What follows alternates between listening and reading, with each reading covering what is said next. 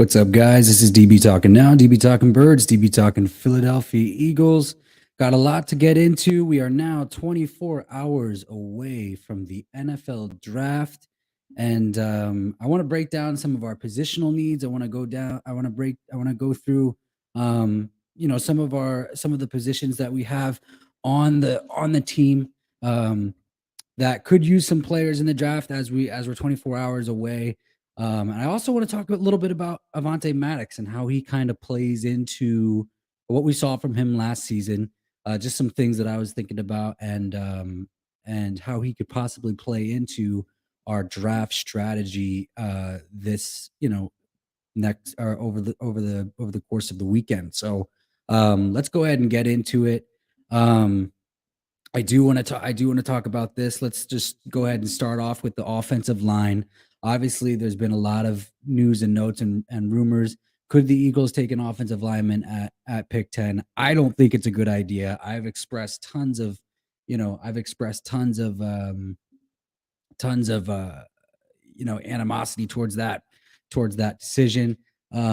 Don't think that they should go with an offensive lineman at 10. Don't think that there's a guy worth it, whether it's Peter Skrzynovsky or whether it's Paris Johnson. But with Isaac Samalu leaving, they do need depth there. Cam Jurgens is going to fill in at right guard. I do believe that's going to happen. They are going to look. They should look for a guy eventually who can play right tackle and can also kind of play guard and then also translate into tackle a little bit better and eventually replace Lane Johnson. Does that need to happen as early as 10? I don't think so. I don't think it needs to happen as early as 10. I think if they do decide to go that route, though, I don't think Peter Skrzynovsky is, and this is something that I've thought about over the last 24 hours. Now, yesterday's stream, last night's stream, obviously, most streams, over the course of this pre-draft process has been mainly about my want for the Philadelphia Eagles to draft Bijan Robinson, because I think if they stay at 10, and I think with that high pick in the first round that they have, just based off of finagling another team, or swindling another team, they should go best player available. And I think Bijan Robinson would be, even though he's a running back, would be best player available. Would be the best player available. It's gonna depend on who can they trade up for, where can they trade up to. There's been tons of rumors, tons of reports about the Eagles trying to trade up with the Cardinals at 3. Will they be able to do that? I honestly think pick 10 and pick 30, kind of calculates to being able to trade up to pick 4, which would be the Indianapolis Colts spot. And me personally, just, being an Eagles fan, knowing the tendencies of Howie Roseman, I don't think he's going to want to give up both first rounders to trade up that high. But then again, how he does surprise us, how he does shock us, how he does, pull things out of his sleeve at the end of the day, and could possibly do that. But I don't think that that's going to happen. So let's go ahead and break this down. The Eagles. So offensive line, obviously starters we have on the left side. We have Jordan Mailata, left tackle. We have at left guard, we have Landon Dickerson. Center, obviously, Jason Kelsey's returning. And he's kind of on a 1-year basis. He has been over the last 3-4 years, obviously, may retire. I think he's going to retire at the end of this season, but it's still up in the air. He's still taking it season by season. So we'll see. Right guard, I do believe that they are going to have Cam Jurgens start at right guard this season. I think that Howie kind of hinted at that in his pre-draft press conference with Nick Sirianni. Right tackle, we have Lane Johnson. We have Lane Johnson for at least 2 to 3 more years. He did say that in his post-Super Bowl interview.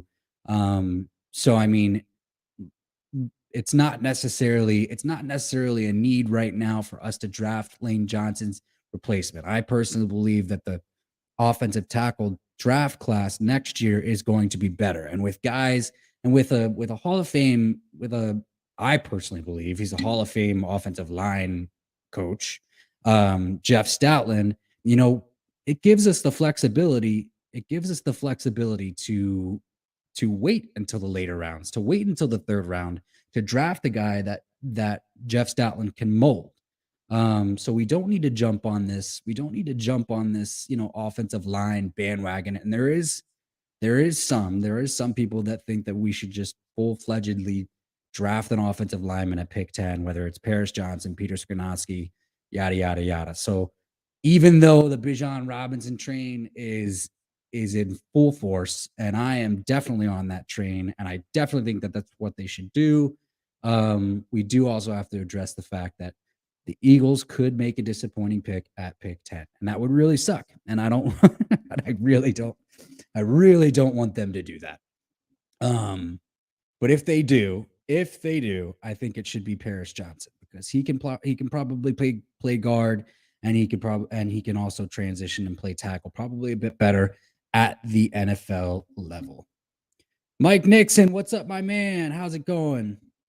Mike says, "What's up, DB? Happy draft eve, bro. You want Addison or Porter?" I don't want either. I mean, actually, I would. It depends on where you're talking. I think it depends on where you're talking. I think Addison, if we don't I think Addison I would take in the at 30. You know, if we decide to go playmaker, or if we decide to go wide receiver early in the draft. Porter I would take at 30 if he fell. I wouldn't take either at 10 though. I wouldn't take either at 10, but I want Bijan Robinson. I'm on the Bijan Robinson train. I've also stated in streams, you know, leading up to this draft, leading up to this stream.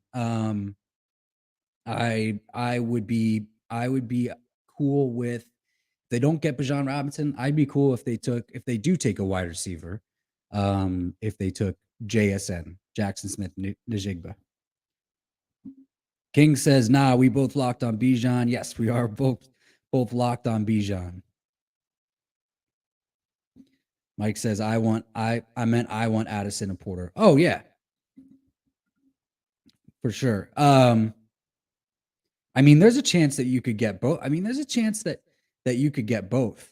There's a chance that you could get both. I haven't done a lot of homework on Jordan Addison. Um, but me personally, I think I would, as far as the wide receivers in this draft class are concerned, I do like Jackson Smith Nigba. I did like Zay Flowers, but I did find out the other day that he did opt out of the NFL draft this year. He's gonna go back to school, Boston College, for another year. And I think, me personally, and I mentioned this last night in my stream, is that I think that that's kind of what um, what turned on the lights for the Eagles to do some last minute homework on Jackson Smith Njigba. So, or at least that's what the reports were. That's what the reports were. So, but I'm really excited, guys. I'm really excited. We're only 24 hours away from the NFL draft, a little bit more than 24 hours, about 26 hours. But it's gonna be exciting. It's gonna be exciting. Um, Look, the reason why I think that the Eagles should take Bijan Robinson, he's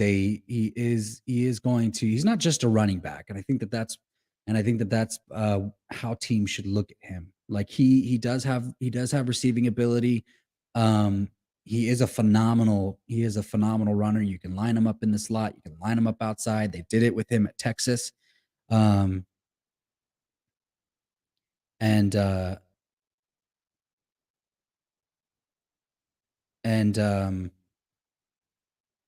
and they'll be able to, and he'll just be an immediate upgrade to the offense. Mike says, no, he's not. Zay Flowers is entering the draft. Is that correct? Is that true? I read a report where he said he was opting out and returning for another year.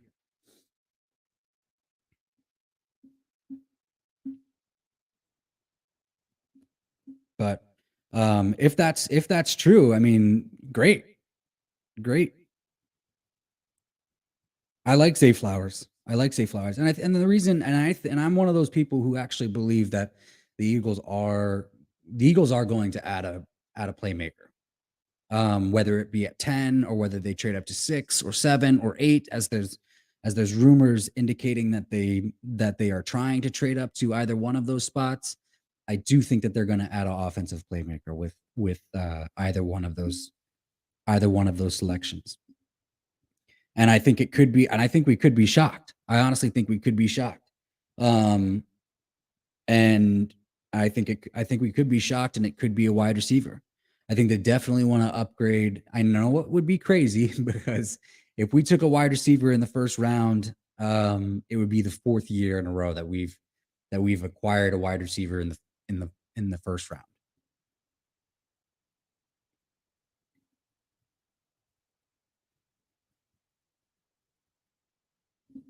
Mike says, "Nah, I haven't seen that. I'd be all over Twitter, so I would have found out by about this." Yeah, I don't remember what the article was that I read. I know it was posted by somebody on Bleacher Report. So, um, but I'll have to double check that and look back into it. That honestly is the only article that I've seen on it. Um, so yeah. But no, if he's entering the draft, then awesome. Then awesome.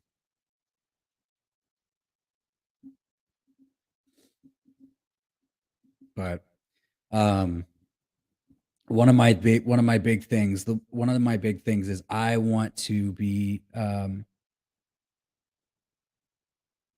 just want to walk away. I want to walk away with another offensive playmaker out of the first round. That's the one thing. That's the one thing I want. King says Zay Flowers wants to be a Chief though. Well, every wide receiver, every wide receiver wants to be a Chief. Every wide receiver wants to be a Chief. And that's because they get to play with Patrick Mahomes. Patrick Mahomes is a great quarterback. I mean, I think if I think, but honestly, ask the wide receiver, ask these wide receivers that want to be Chiefs, um, you know, if you could ask them the same question that they asked Bijan Robinson the other day, is like, if you had to pick a quarterback to go and play with, and you can't pick Patrick Mahomes, who would it be? And I wonder if at least 80% of them would say Jalen Hurts. Probably more than 80% of them would say Jalen Hurts. And I think that, like, that's the thing. And this is a continuation off of the topic that we talked about last night, is like Bijan Robinson came out and said he wants to play with Jalen Hurts. He sees the reports. There is kind of like this national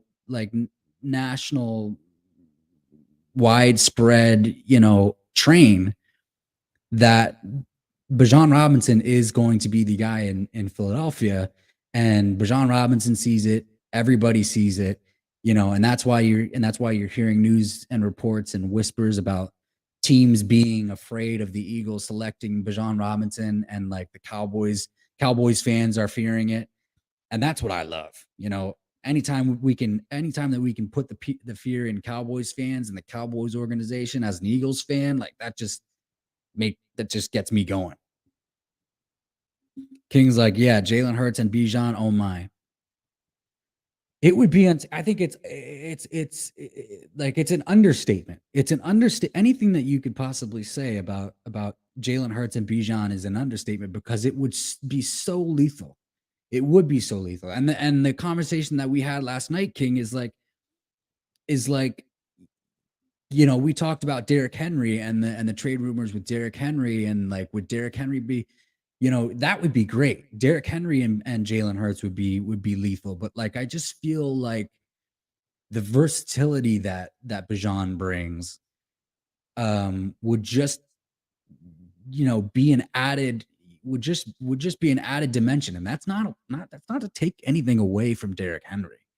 Not to take anything away from Derrick Henry, but like you just wouldn't know what's gonna happen, on the RPO. And there would be so many more packages that they could create with the RPO, with the fact that Bijan Robinson has the receiving ability um as well. So I mean, like, it's just it's just gonna be lethal. And I think if they stick to their board, they go best player available, which I think that they should do. I think it should either be Bijan Robinson or or JSN. And that's if they stay at pick 10, which I don't think that they're gonna do. I think it seems more likely that they are going to trade up for someone. So um but guys, one of before and we will jump back to this topic because we've got tons to talk about. There's plenty to talk about as we're only 24 hours away from the draft again. And make sure to hit the like button. But I do want to talk about Avonte Maddox, and I do want to talk about some things that I do want to talk about some things that I remember, and how they, if you guys remember, how they used him against the Dallas Cowboys before he got hurt, and how that plays into our need for another safety. I'm not saying that they're obviously he played at safety his rookie season, um, and he played okay. I'm not saying that they're going to start him at safety, but having Avonte Maddox and also bringing in Greedy Williams does give them that ability to be versatile with Avonte Maddox. And having James Bradbury come back, obviously that having James Bradbury and Darius Slay come back, obviously that was huge.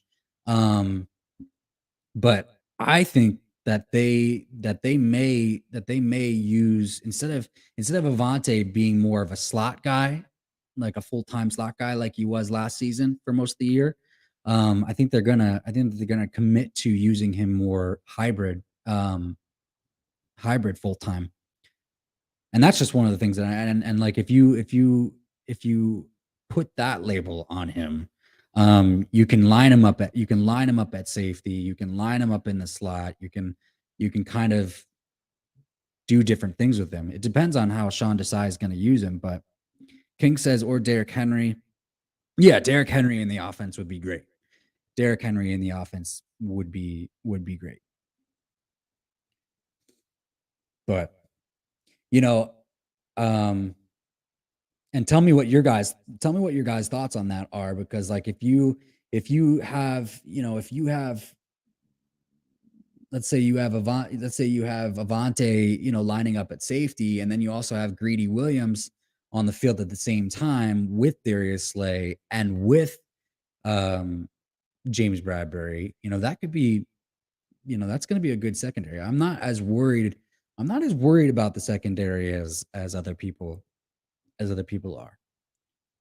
I think Terrell Edmonds obviously was a great, like, I wouldn't say great signing. It's going to be um I think one of the things that I've heard is that he just understands the safety position better than Chauncey Gardner Johnson does, because Terrell Edmonds is a safety, and Chauncey Gardner Johnson is converted to safety when he got to Philadelphia. So I think we may see better safety play from Terrell Edmonds than we did from Chauncey Gardner Johnson. Is it going to be six? Is it going to be six picks? Is it going to be a ton of turnovers? Maybe not, but the coverage might be a little bit more consistent. The run support might be from the safety position might be a little bit more consistent, and so um, there's going to be a drop off. Obviously, we lost some guys. We lost TJ Edwards. We lost Kaiser White. But there is going to be a little bit of a drop off. But how big is that drop off going to be? I don't think it's going to be as big as people are fearing. And that takes us into the defensive line too.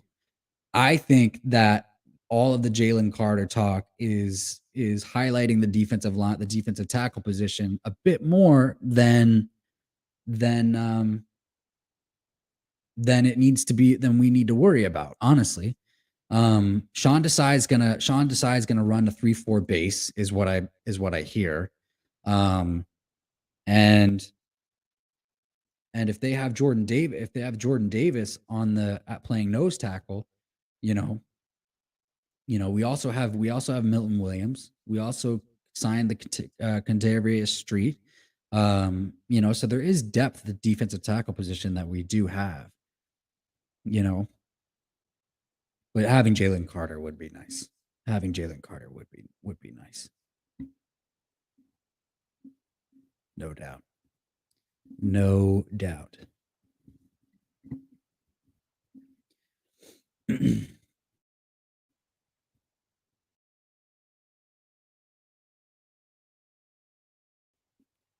Man, oh man, Bijan Robinson. Bijan Robinson in a Philadelphia Eagles uniform.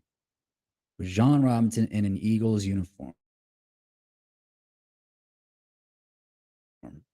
Would he wear number 5? 5 was Donovan McNabb's jersey retired? I think it may have been. I couldn't.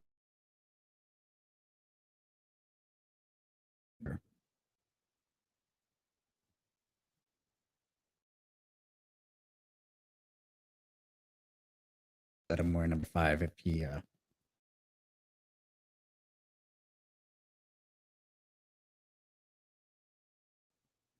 Eagles do go ahead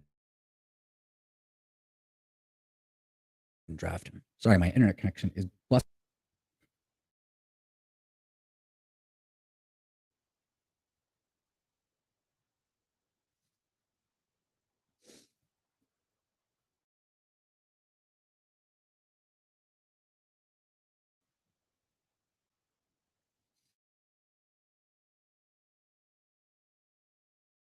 But Carter.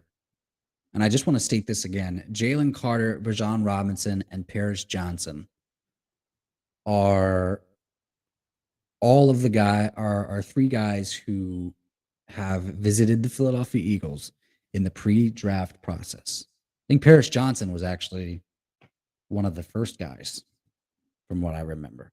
And that's why I just wanted to start off the stream talking about Paris Johnson was because um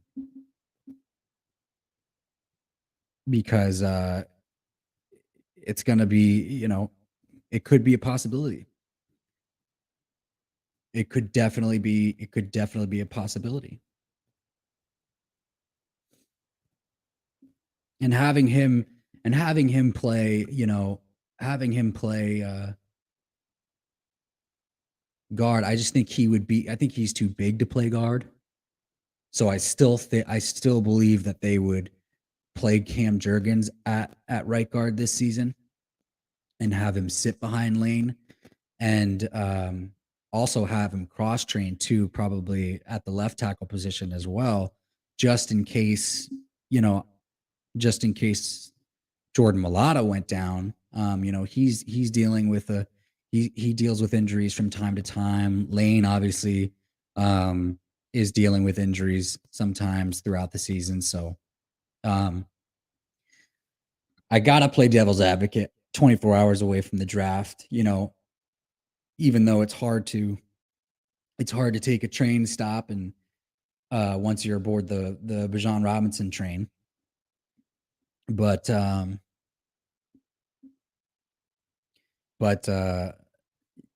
Paris Johnson is a real possibility. I haven't seen them show a lot of interest in Peter Skrzyjowski, so I don't think he's an option. I think it would be interesting to know. The wingspan or the arm length of offensive line prospects that Jeff Stoutland usually targets.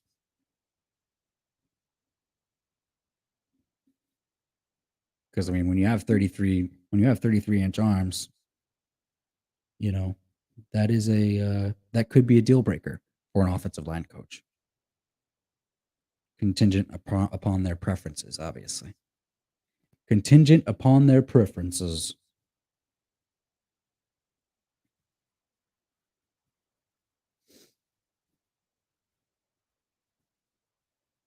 Guys, please like, hit subscribe, hit the notification bell. Be very much appreciated.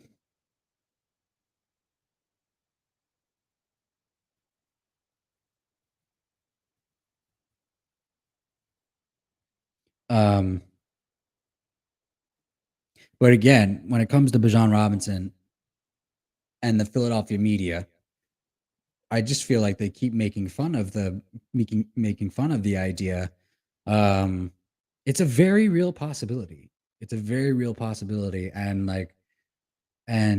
it's not just because they have a so-called luxury pick.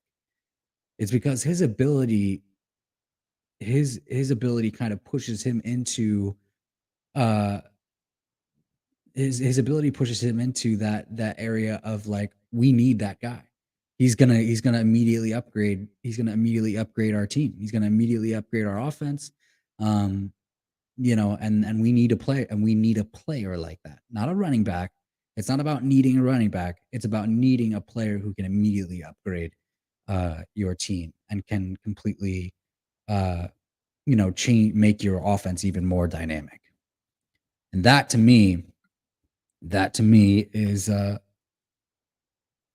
one of the main reasons why Bijan Robinson should be the guy.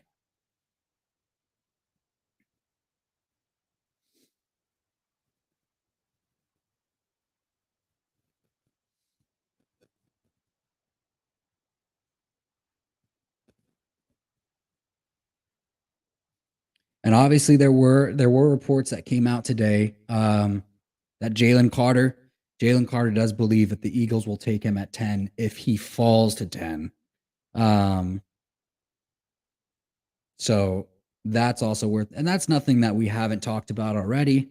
Um, I believe that if whether the Eagles can trade up or whether the Eagles stay at 10, Jalen Carter is there. Let's say Jalen Carter, Bijan Robinson are both on the board at the same time. Um, I do think that they will take Jalen Carter over Bijan Robinson, and I think that just defaults into their philosophy, which is their philosophy is we're going to always default to the offensive line or the defensive line.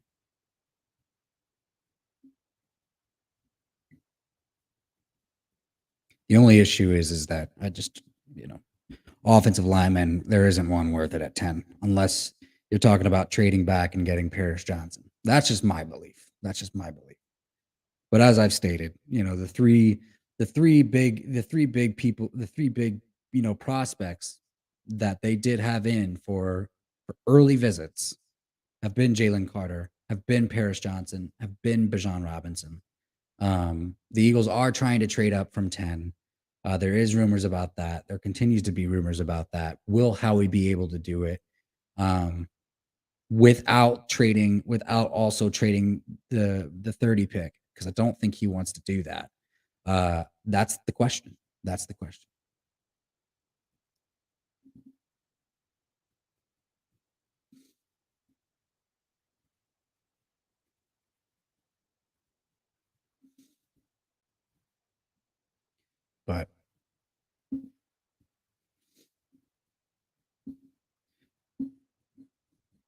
But let's keep it rolling. I'm going to be on here for about an hour. Let's keep it rolling. I'm going to be on here for about an hour.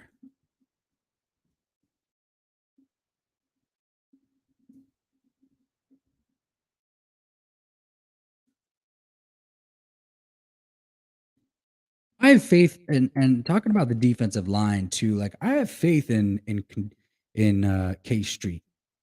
Like I do. I really, really do. He's kind of one of those guys that like is up and coming. And it seems like that's also where like not only did they like there was kind of this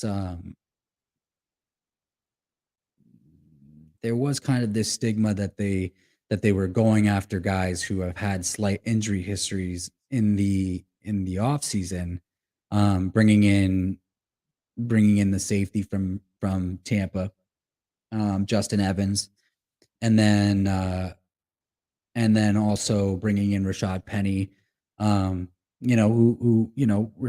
Justin Evans is a guy that I'm excited about because he was an up and coming safety before he started to, kind of accumulate some injuries. And then Rashad Penny, we know he can be dynamic. We know he can be versatile, but you can't. you can't trust a guy like Rashad Penny to start the full season. And so like that's why I don't think he's going to be the guy. I think it's there is one thing I haven't agreed with John. I haven't agreed with John McMullen from Birds 365 um, all off season long. Just haven't. But the one thing I will agree with him on is is the guy who's going to have the most carries out of the backfield for the Eagles this season is TBD, is to be decided. Um, and yeah, guys, I gotta continue to resort back to it every single time I say it. Is I think it's going to be number 5. I think it's going to be number 5. John Robinson out of Texas.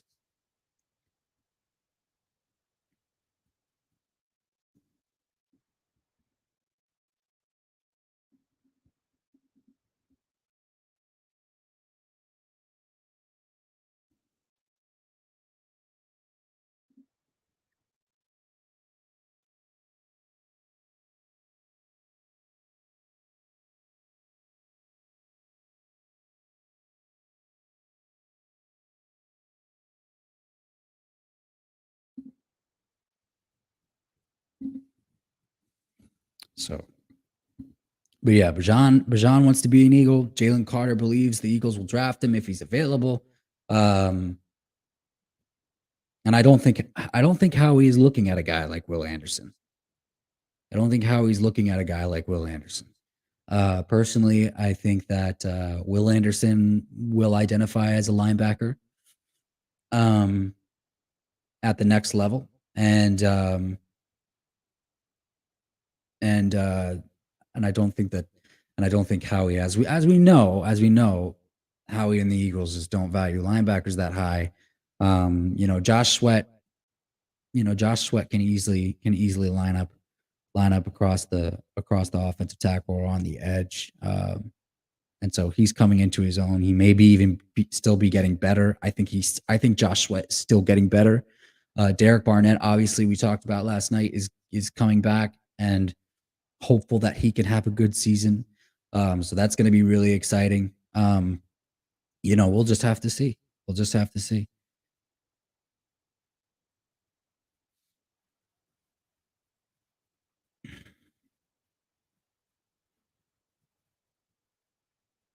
But guys, I will be streaming the draft tomorrow, probably but I will be working for the first hour and a half of it. So I'll probably at the same time. So I'll probably start the live stream around 4:45 Mountain Standard Time, 7:45 Eastern Standard Time. And so and then we'll just go from there. And the draft, obviously, as we know, starts 8 p.m. Eastern Standard Time. It's going to be really exciting. It's going to be really exciting.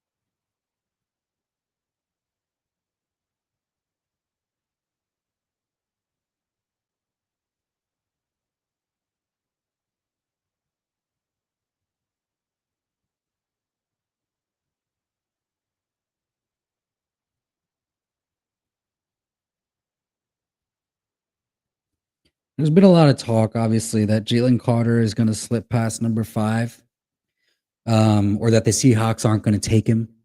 I think it's more so that the Seahawks aren't going to take him. I wouldn't put it past the Seahawks to take to pass on Jalen Carter. I really wouldn't. I really wouldn't. I think pairing Jalen Carter with Draymond Jones, who was the offseason acquisition that they got on the defensive line would be deadly, would be lethal.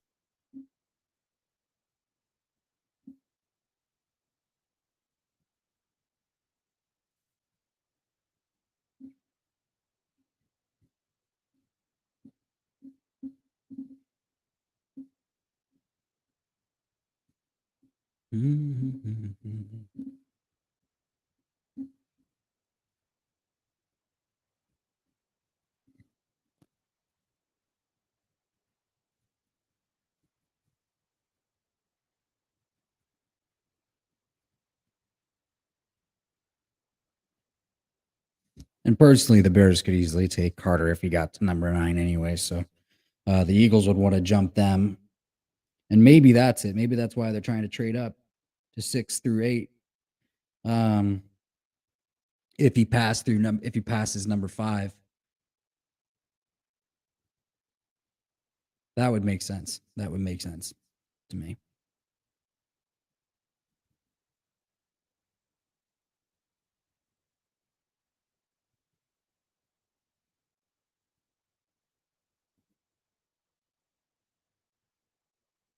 And then you have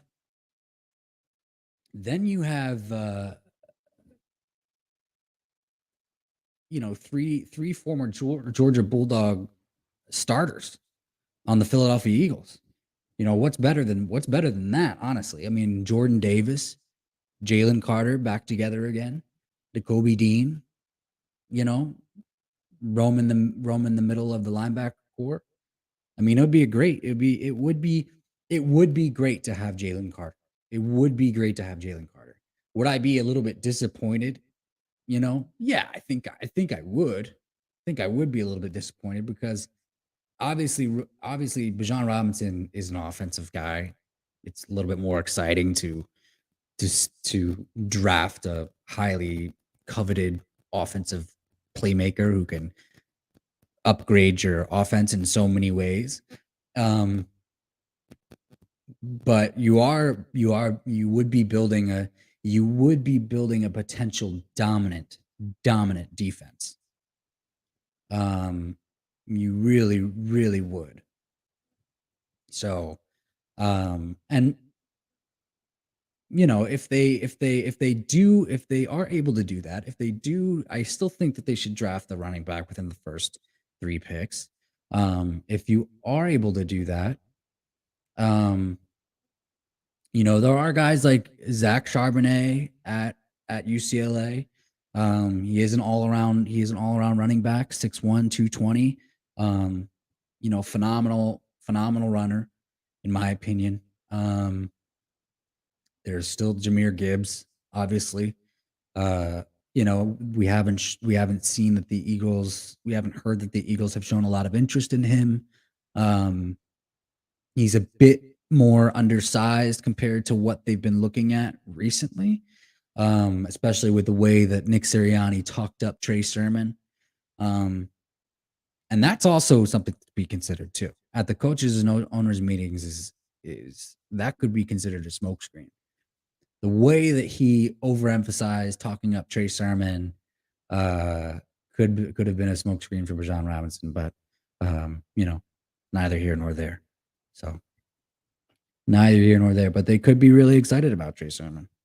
But there are going to be other guys available. That's true. There will be other guys available, and the Derrick Henry rumors are a thing. It is a thing.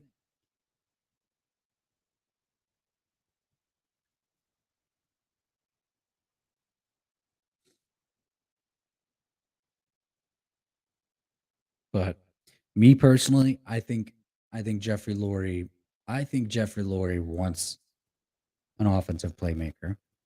I think he's aware that they want to keep the offense as dynamic as possible and continue to add to the offense. It is it is important to do that, obviously, to make sure that we can score points and win games. But also over the course of the next 2 years we also want to focus on building the defense. We also want to focus on building the defense back up because we have guys like Bijan, or we have guys like, I'm already getting it in my head that Bijan Robinson is already on the team. See, Brandon Graham's getting older. Fletcher Cox is on a 1-year deal. Brandon Graham, and things of that nature. So like we will have to eventually draft their replacements, but me personally, guys, honestly, if it's not Jalen Carter, if they're unable to trade up for Jalen Carter and like they do draft a defensive tackle within their first 3 picks, to kind of rotate in, like I'm okay with Jordan Davis and Milton Williams together. Even if we didn't bring Fletcher Cox back, like I would be okay with that. So Milton Williams showed flashes last season, and so I'm excited. I'm really excited for him in year 3. So we'll definitely see. We'll definitely see how he plays, and I think he's going to play really, really well. I think he's going to play really, really well.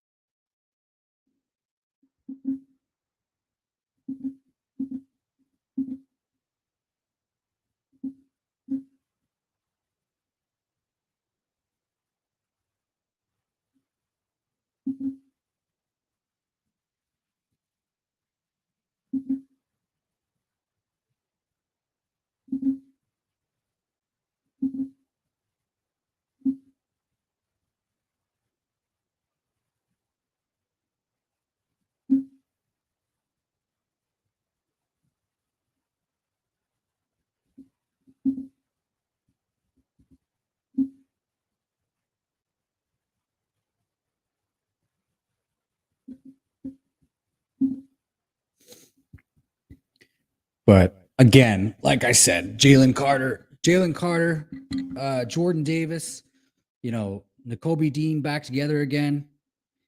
It has the makings of a dominant defense.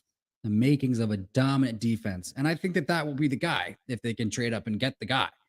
And Jalen Carter is still on the board. I don't think it will be a Will Anderson. I don't think it may be a Tyree Wilson, but I honestly think that how he likes to build from inside out, on the offensive line when it comes to the offensive line and defensive line and the trenches, that's the way that they do it. So, if Jalen Carter's there, it's going to be Jalen Carter, and putting all 3 of those guys together again could be deadly, and that would be really exciting to see. It would be really exciting to see. But if he's not there, I think it's without a doubt, you go Bijan Robinson. Sorry. It's a full-fledged Bijan Robinson train. Full-fledged Bijan Robinson train that I'm really, really excited about, and everybody's really excited about it. And I think that Howie should look. It's funny because I was listening to a video the other day, and they were like, "Oh yeah, well we got really excited about Kyle Pitts too."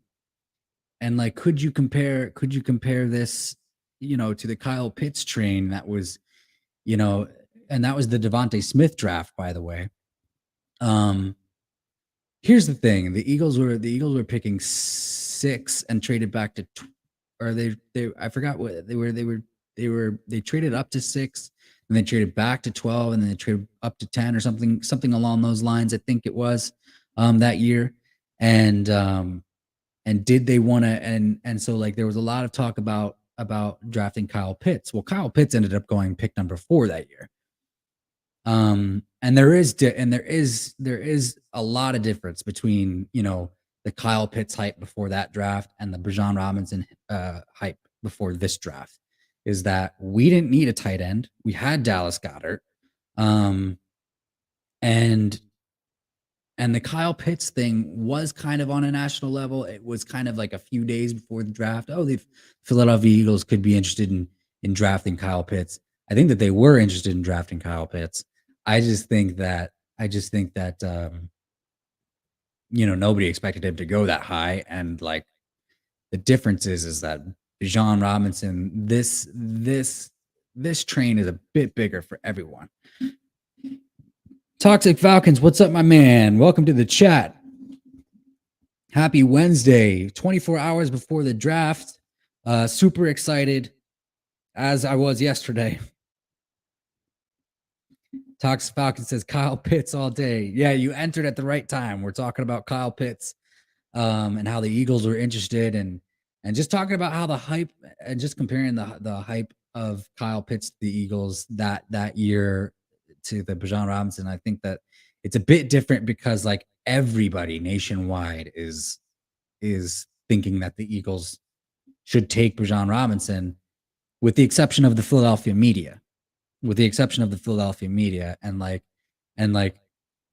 or not necessarily think that it should happen, but think that it sounds like it's a fit. Like it sounds like it's a hands down thing. So but obviously the Eagles had no chance. You guys took Kyle Pitts at 4 that year, and nobody who had their eye on Kyle Pitts outside of pick 5 or outside of the top 5 had a shot because Falcons stole him. And they got a playmaker. Kyle Pitts is great. Kyle Pitts is great.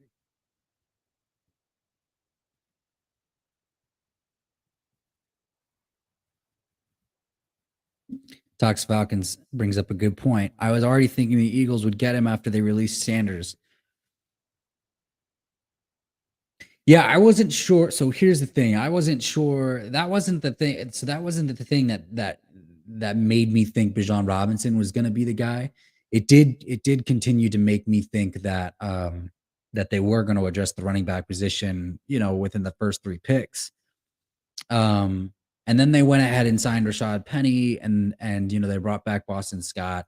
But again, like as I continued thinking about it, as I did my homework on Bijan Robinson, and like obviously the train started to roll even more and started to build more hype and started to kind of steamroll without any train stops, right? And so like then I started to believe even more that it could be Bijan Robinson. And like also over the last 24, 48 hours since we've been talking about this even more is like the Eagles could have resigned Miles Sanders.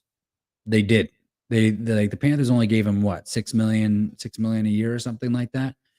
I think that the Eagles kind of kept their salary allocation at the running back position pretty low. And is there a reason for that? Like, are they going to replace the salary that they would have given to Miles Sanders if he were better, a little bit better?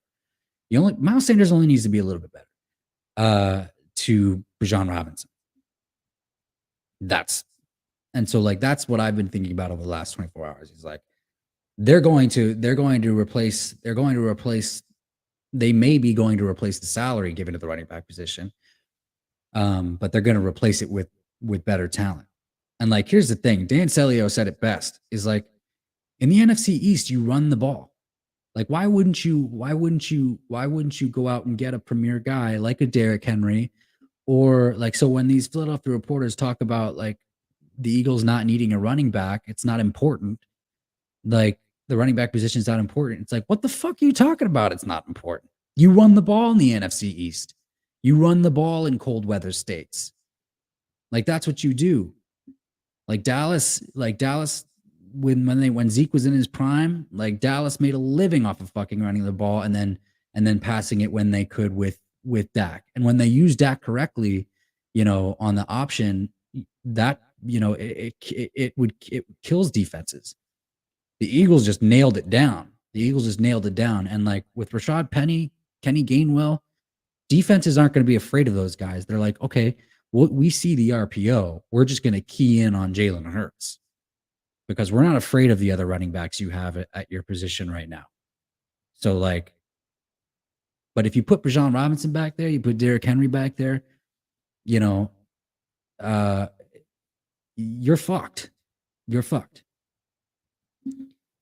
Toxic Falcons, and pardon the language, but like, oh fuck it, it's my channel. I can say whatever the fuck I want. I can use curse words all fucking day. Fuck this, fuck that, shit, fuck. Nobody said it was a children-friendly channel.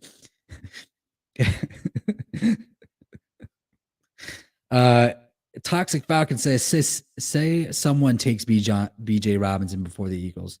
Who are you looking at? Well, who's on the board? So like, yeah, that's my question is who's on the board? Is it, so let's run through this real quick. Panthers take Bryce Young. Let's say the Texans take Will Anderson. And let's say the Cardinals take Jalen Carter. Let's say at 4, the Colts take CJ Stroud. At 5, the Seahawks take Anthony Richardson. Let's say that. At 6, the Lions take Devin Witherspoon. At 7, the Raiders take Christian Gonzalez. At 8, the Falcons take Tyree Wilson. Would be nice, right? Tyree Wilson would be nice for the Falcons. Would you like that, Toxic Falcons? Leave your comment in the comment section. I think if Tyree Wilson fell to the fucking Falcons, I think it's a no-brainer. Let me just put that out there. And then at 9, you have the Bears. Who am I missing?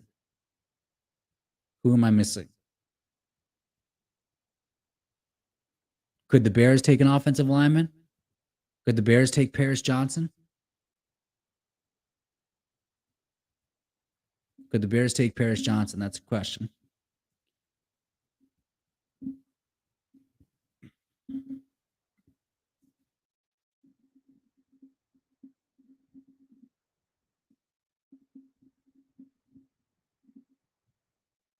It says Wilson is good.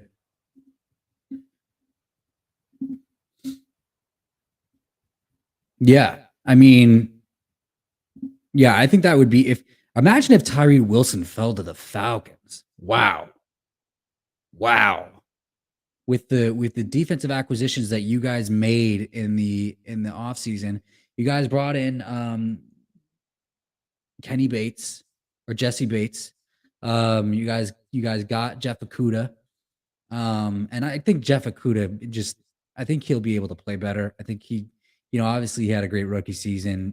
He needs a coach who believes in him. And as we know, Matt Patricia just pushes his guys too hard.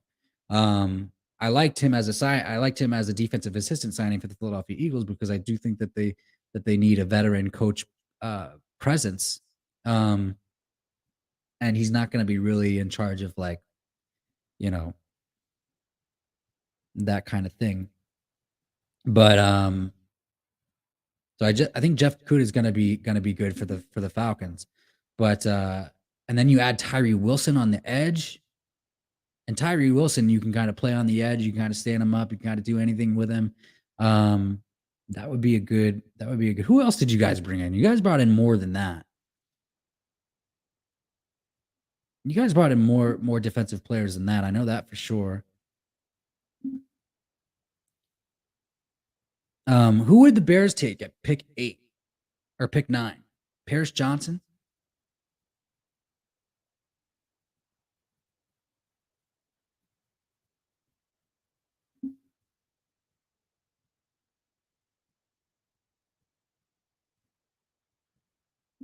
Oh, if BJ that's the question is if BJ Robinson is taken before the Philadelphia Eagles. Let's say the Bears take fucking Bijan Robinson. Let's just say that. There we go.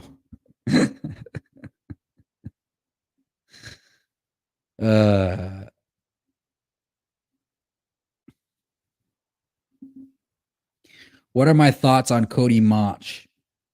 Let me bring him up. Let me look at him.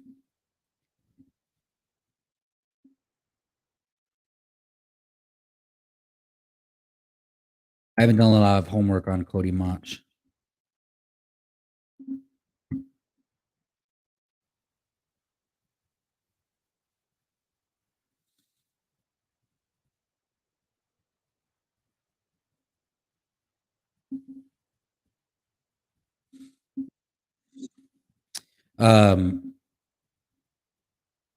Cody Mach out of North Dakota State, left tackle. Yeah, he looks like a badass. He looks like a badass. See, that's my point. That's another point exactly. Great point, Toxic Falcons. Great point is they don't need to go with a Paris Johnson. They don't need to go. The Eagles don't need to go with a Paris Johnson. They don't need to go with Peter Skrzynkowski at pick 10. There's guys like Cody Mach,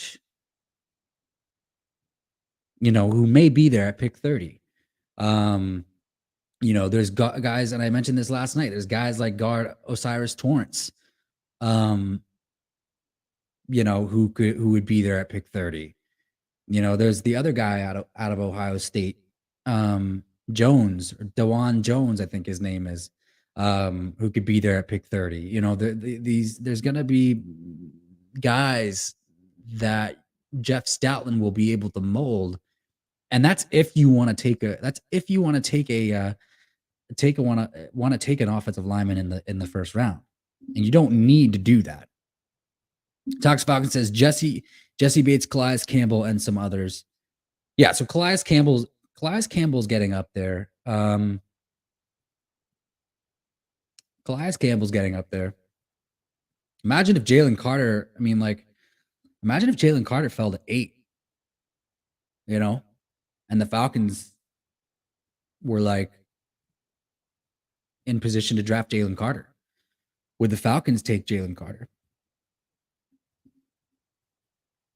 So like that's another good example. But if Bijan Robinson, let's just say, because we're asking the question, if Bijan Robinson goes before the Philadelphia Eagles and kind of pick 1 through 8, and let's just put him to the Bears at 9, which I don't think is going to happen. I'm going to say that I don't think he's going to go to the Bears. I don't think the Bears. I think he could be taken by the Falcons. There is truth to that, but how would you feel about that, Toxic Falcons? How would you feel as a Falcons fan? How would you feel about the Falcons taking Bijan Robinson and not adding to the defense even more? I think I would, and I've said this, I would be okay with the Eagles taking Jackson Smith Najigba.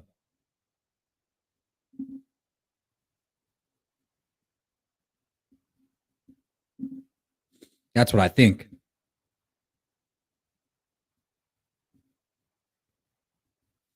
That's what I think. I think Jackson Smith Najigba is like, obviously he didn't play it last year, but like his ability is, my comp pick for him is Avonte Smith. And that's not me being biased. It's just like his route running ability, his ability to break away and get separation, Avonte Smith. I see it all day long. I think he's a bit more built. He's obviously a bit more built than Avonte. But like, as far as playmaking ability is concerned, Avonte Smith all day.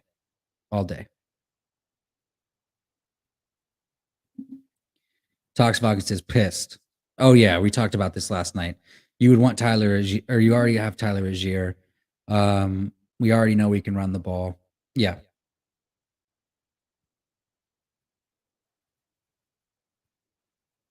But there are some that do believe that even Jackson Smith Najigba is going to go higher than pick 10, you know, and that he could go to a team like, you know, the Raiders or the Falcons, you know, and that's just some things that I've seen, maybe even the Lions.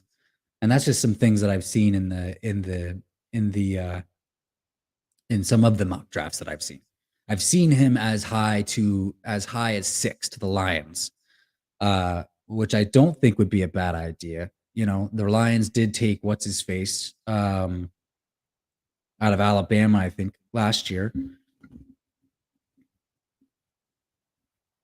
And if both Jackson Smith and Najigba are gone and Bijan Robinson are gone, well, at that point, one of these defensive players is going to be available. One of these defensive players is going to be available.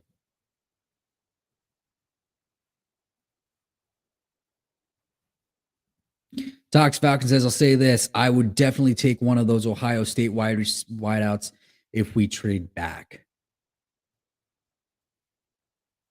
Yeah. Yeah. And maybe, but I think here's the thing. Like, I actually think that even though it was quick and kind of like not really thought out, I mean, I think if Tyree Wilson fell to you guys, like that would be a home run. It would be a slam dunk. Don't you think? I think it would be a fucking slam dunk for the Falcons. Or Jalen Carter.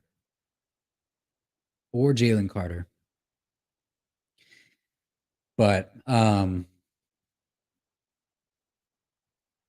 really interested in wondering what Howie Roseman is thinking. I really am, because it has been, and honestly, I think the Bijan Robinson train has been such a rolling down the hill type of like fireball or fire boulder, that like I honestly think that his camp is doing everything that they can to. I think that they're also putting stuff out. I think that they're doing everything that they can to try and get the Eagles to draft him. That's the other thing that I think too. I think that there's a little bit of that going on. So we'll just have to see. We will just have to see. It's going to be really fucking exciting. Cody Mach, I love. This dude looks like a complete badass. And maybe this guy reminds me a lot of Landon Dickerson.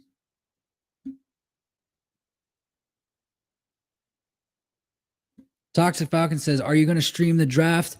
At least the Eagles picks. Guys, again, this is DB Talking Now, DB Talking Birds, DB Talking Philadelphia Eagles. 24 hours away from the draft, we will be streaming the full first round of the NFL draft. I will be working, though, Toxic Falcons, for the first hour. I will be working as well for the first hour and a half. But I do work from home, so I'll just be switching off between laptops, so it might look a little awkward at times. But other than that, yeah, I'm gonna start at around maybe 4:45, 4:50-ish Mountain Standard Time, which is 7:45, 7:50 Eastern Standard Time. And let's just say 10 to 15 minutes before the draft is when we will start, and then we're just gonna go from there, my man, and it's gonna be awesome. Toxic Falcon says Eagles got 2 picks right in the first round. Yes, sir. Yes, sir. Yes, sir. We do indeed. We do indeed. Pick 10 and pick 30. I don't think that they're gonna stay. I don't think that they're gonna stay the same. In fact, I can probably guarantee you that both picks are not gonna be both the Eagles are not going to have the Eagles are not going to be taking 2 players in the first round. in this draft class um, tomorrow night. I will say this. I will say this is I do believe that they'll take one, and I think there's either going to be a trade back or they're going to trade for a guy. Kind of similar to how they did last year. They're either going to trade up with the 30th pick, which I actually don't see happening because I don't think Howie wants to use pick 10 and pick 30 to move up. Or they're going to trade back from pick 30. Or they're going to use it to trade for a guy. Eagles are stacked regardless. More on that. Give me a 3-minute break. I do have to use the bathroom. Please stay tuned, Toxic Falcons. One love. Please stay safe and stay healthy. And I will continue back. I don't know why I'm saying all this right now. We're not getting off right now. I'll be back. One moment.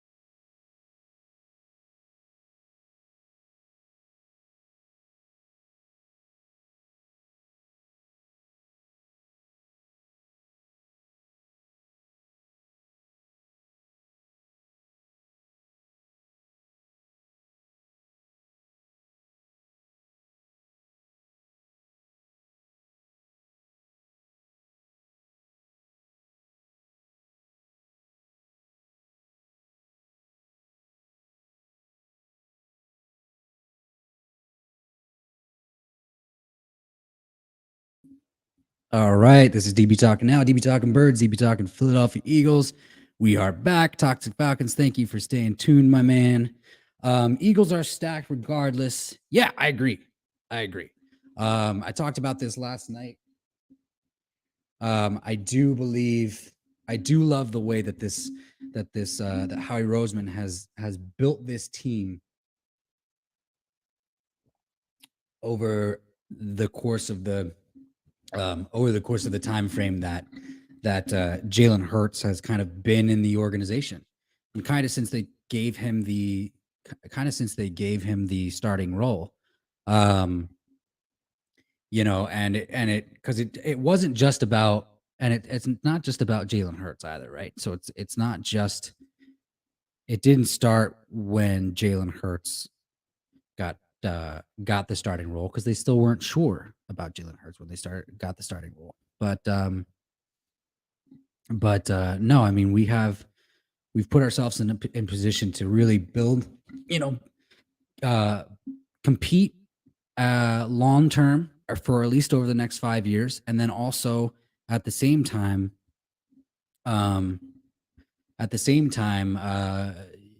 build continue to build for the future as we go along. So, sorry, I have to get this figured out. Ugh. Still in my new apartment, so I still don't have everything I need yet, but hey, that's the fun. That's the fun about new places. Question. Sox Falcons. Yes. What is the question? What is the question, my friend?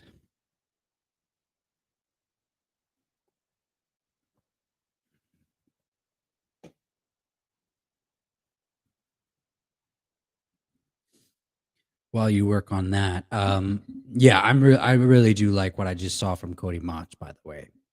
Really do like what I saw from Cody Mach. And the Eagles, and he is a senior. He's a senior too. So he was at the Senior Bowl. The Eagles like drafting guys from the Senior Bowl.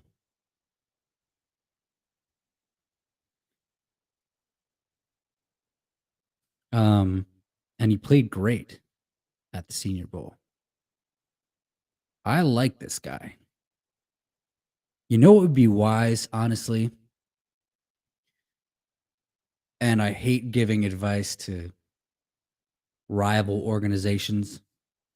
Cody Mach to the Cowboys. That would be wise. Cody Mach looks like an ass kick. Just looks like a genuine ass kicker, man. He really does. I like Cody Mach. But if he fell to the Eagles at pick 30, I would be okay with that. I would be okay with that.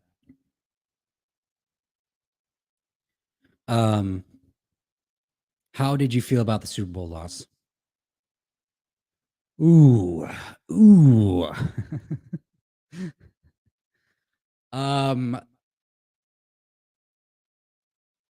I that one kind of it hurt. It hurt a lot. It hurt a lot, and it also at the same time didn't, because it just felt like it was a legend in the making type of moment for Jalen Hurts. And so like the aftermath feelings of that game and how it played out just felt like, oh, he's going to be back. Oh, he's going to be back. And when he comes back, it's going to be a reckoning. And that's just how I felt. That's just how I felt. That's what I felt for Jalen Hurts. And I'm pretty sure that's how he felt. So like, I think if he could have that one fumble back that was turned into a touchdown, and that was the only mistake that he made all game, he would take that back immediately because it gave them 7 points. And so the Eagles defense ended like sucked ass, really, the entire game. I'm not going to blame it on the conditions of the field. I'm not going to blame it on the fact of the paint. I'm not going to blame it on the fact that the halftime show is too long. No, none of that. Come on. Everybody was playing on the same field. Everybody had to endure the same, time, the duration of the halftime show. The defense sucked ass, but they did make enough stops for the Eagles to win. And honestly, I will say, at the end of the day, the thing that kind of turned the tides, kind of like if you go back throughout that game and kind of identify, key things, that was it. That was it. You don't want to let the other defense score, or you don't want to let the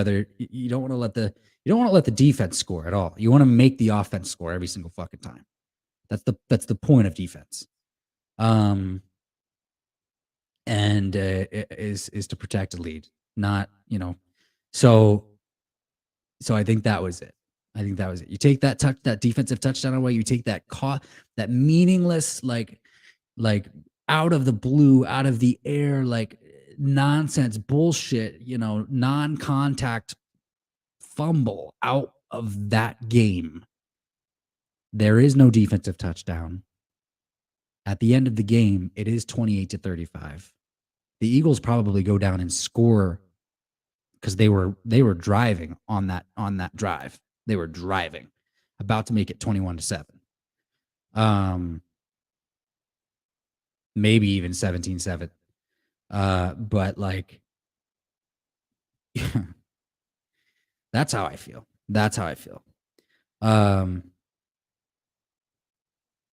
And what about the flag at the last second? Unfortunately, it was like, look. Was I pissed off at the time? I was pissed off at the time because like the refs hadn't called a flag like that all game long. And then they go ahead and call that shit. And then they go ahead and call that shit with less than 4 minutes left to go, and the Chiefs are able to run out the clock. And they only would have gotten a field goal. They only would have gotten a field goal there. So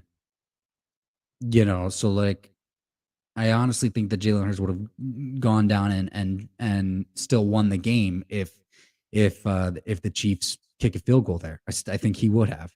But look, the flag is the flag. The flag is the flag. You know, we have these penalties in the game, whether it's a Super Bowl or not. It is still the game of football, and there is still rules. You know, and you should still abide by the rules. So, got to play with it. Got to play with it. But again, I think it was a legend in the making moment for Jalen Hurts, and I think he's gonna. Oh, I think he's gonna tear up the league. I think he's going to tear up the league this year. So watch out. The whole NFC should watch the fuck out because he's coming. He's coming. That's how I feel about Jalen Hurts. That's my quarterback, man. And that's how I feel about the Super Bowl loss. And it sucks because I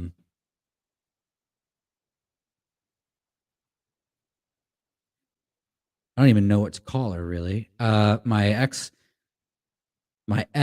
or my girlfriend at the time, her family were Chiefs fans, and so like we kind of like going back and forth about it and watching it and whatnot,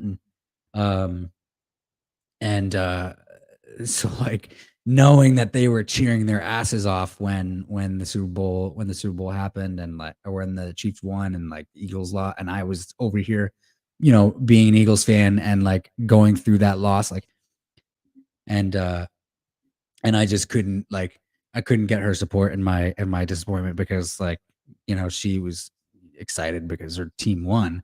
You know, I was kind of left to my own. Tox Falcon says never give advice to the Cowboys. Yeah, no, I'm not. I'm just saying like I think that like Cody Mach, they should. I'm actually saying what I'm actually saying when I say that is like, I hope Bijan Robinson doesn't fall to the Cowboys because I know that they would fucking take him. And I think that they should take an offensive lineman.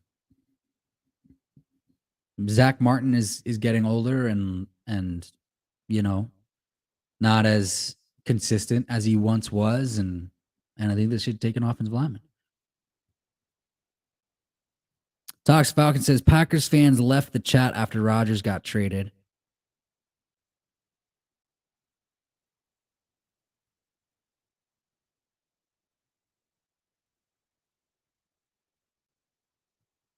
Packers fans left whose chat after Rodgers got traded?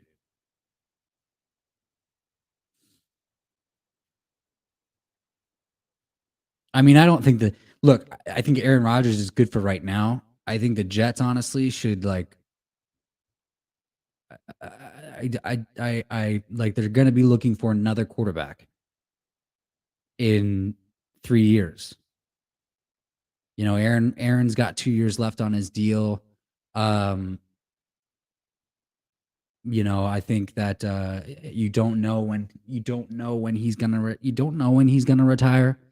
But I mean, if Aaron Rodgers comes in and gives you MVP type play, you're not going to have a high draft pick to draft a quarterback. So what are you going to do at that point?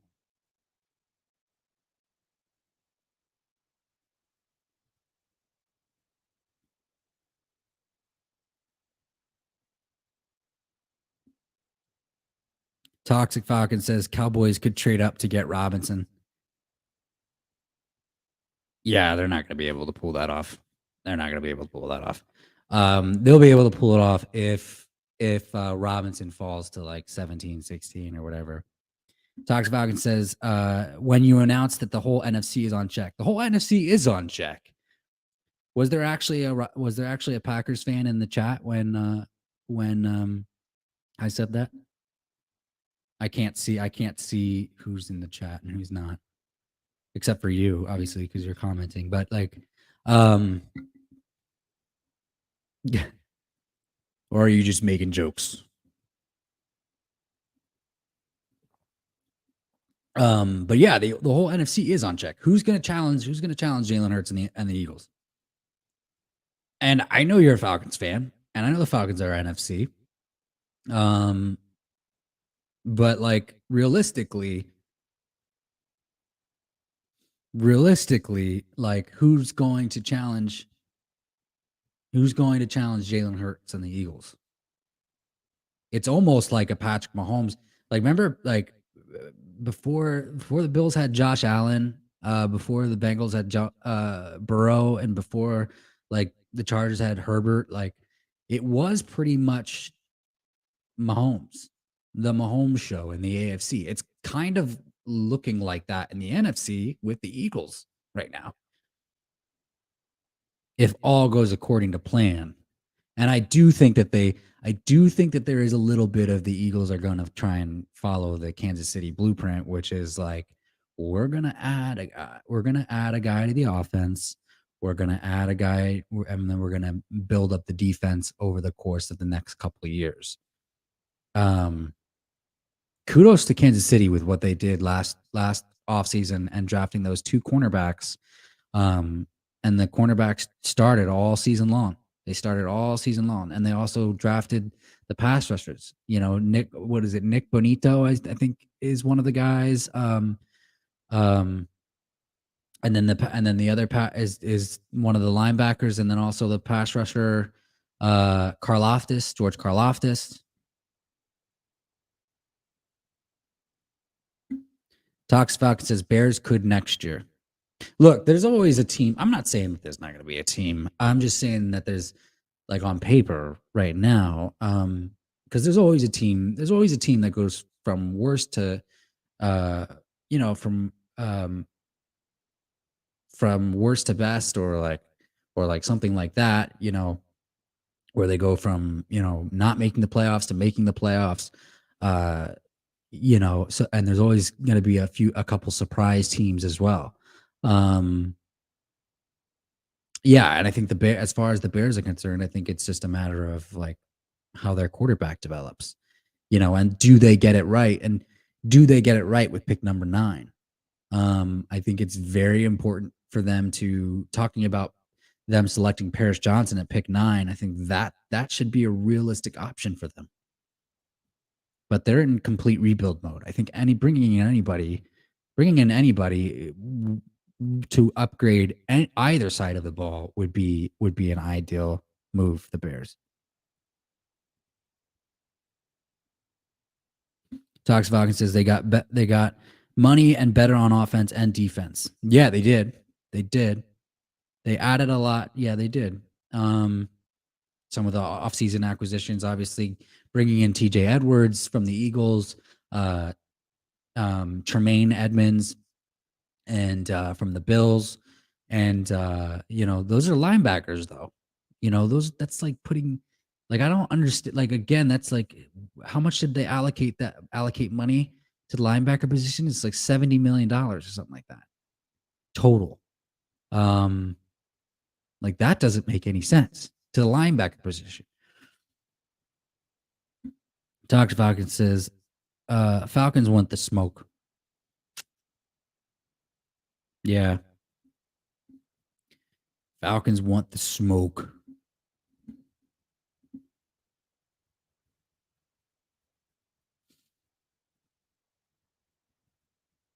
They want to make their way up to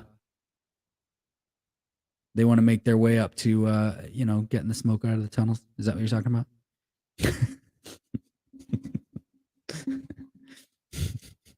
They just need a quarterback. Who's going to play quarterback for Desmond Ridder? That's right. How confident are you in Desmond Ridder though? Desmond Ridder is going to be the starter. Toxic Falcon says you said that with no respect. Look, the Falcons could make look. I'm just shooting hoops with you. No, they could no. I would like to see the Falcons be more competitive, honestly. I'm not a fan of the Saints. I don't like the Saints. Who else? Panthers. Panthers Panthers are gonna be on a rebuild, or not on a building year, but like, it's gonna be a we'll see type of year because they're gonna take Bryce Young. But how confident are you in Desmond Ritter? How confident are you in Desmond Ritter, Talk Spark?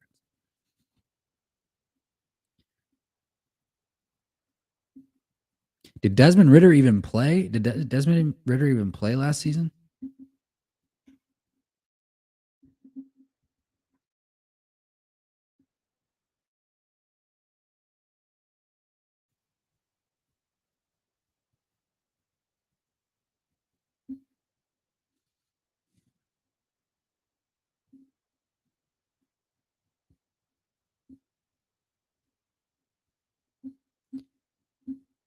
Yeah, he played the last 4 games. Let me see if I can bring this up. Let me see if I can bring this up.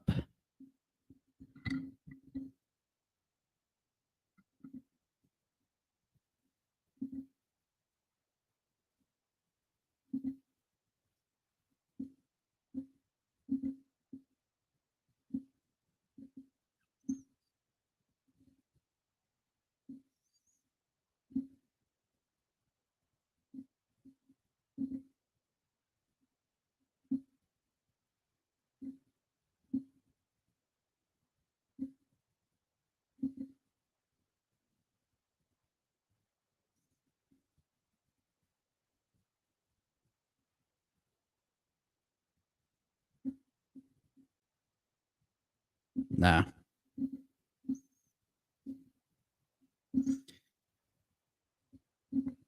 Screw it. Can't bring it up.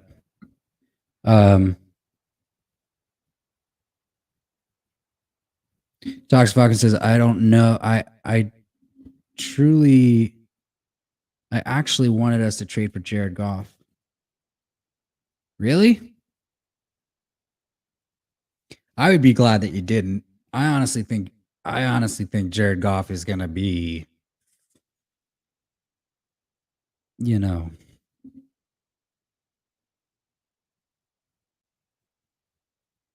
I think he's gonna have he had some good games last year with the Lions, but like I don't have complete faith in Jared Goff. I just don't.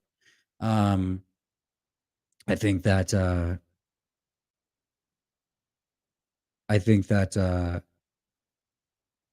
he's still mediocre. I think he's more of like a Ryan Tannehill. He's more of like a Ryan Tannehill in my eyes. But I mean, if you like I was saying, if you have faith in Desmond Ritter, that and he can get the job done, then more power to you. More power to you. It's the same thing. It's like when Carson Wentz was here, the Eagles fans had, the Wentz faithfuls, had faith in Carson Wentz. And then when we started to like get hints of what we could see from Jalen Hurts, like we started to have faith in Jalen Hurts. And thank God we were right about that. So Tox Fox says Goff got an arm, man. Look at the Lions passing game.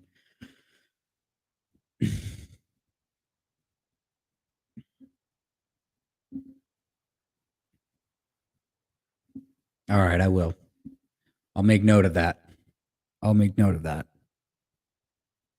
Who was the guy? Who was the wide receiver that they took in the first round last year? I forgot who it was.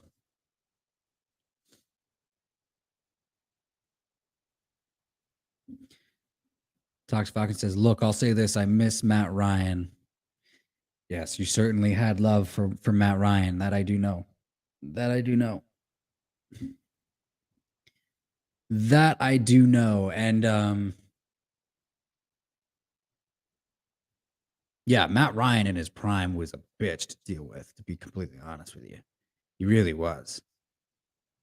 There were times where he was like Rodgers, and there were times where he wasn't. And but like, against mediocre defenses, he looked like Rodgers, But then, if you had a good pass rush, if you had a good pass rush and a good solid defensive line and you called a good scheme for that game against Matt Ryan and you were able to get pressure on him, he was a guy who stood still in the pocket. He ended up turning into an Eli Manning type of quarterback. Tox Falcon says, "You lucky you got an offense and a defense man and a QB." Yeah, I'll say so. I mean, look, we didn't always have it. We didn't always have that. Um, and I'm not sure about the defense. I'm not sure about the defense. I don't know what the defense is going to do this year. New defensive coordinator coming in, Sean Desai, and us losing TJ Edwards and Kaiser White. Kaiser White, I was okay with losing. TJ Edwards, not so much. Not so much. TJ Edwards, at least we knew that we could trust. Now we got to deal with a linebacker like Nicholas Morrow, and then we also have Nakobe Dean coming in. I think Nakobe Dean's going to play great. I'm hopeful that Nakobe Dean plays great. Do I know for sure that Nakobe Dean is going to play great? No, I don't. I'm hopeful. Jordan Davis, showed some glimpses last year, but then also got hurt, and then didn't do enough to gain more reps as the season went on. So like that worries me a little bit. And so like I guess there is a reason to want Jalen Carter, and I Jalen Carter is one of the guys that I want. Tox Fox says, so would you say prime Carson Wentz is better than Hurts? What prime Carson Wentz? 2017 Carson Wentz?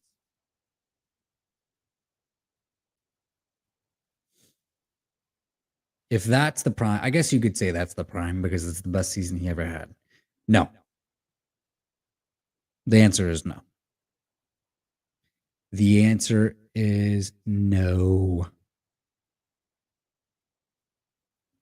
2017 was the season that he led us to like 13-0 or whatever it was, 13-1. Yeah, 2017 was the season that he led us to like 13-1 and then tore his ACL. It was the 2017-2018 season. No, I don't think that the 2017-2018 version of Carson Wentz is better than Jalen Hurts. After what we saw from Jalen last year, no. No, I do not.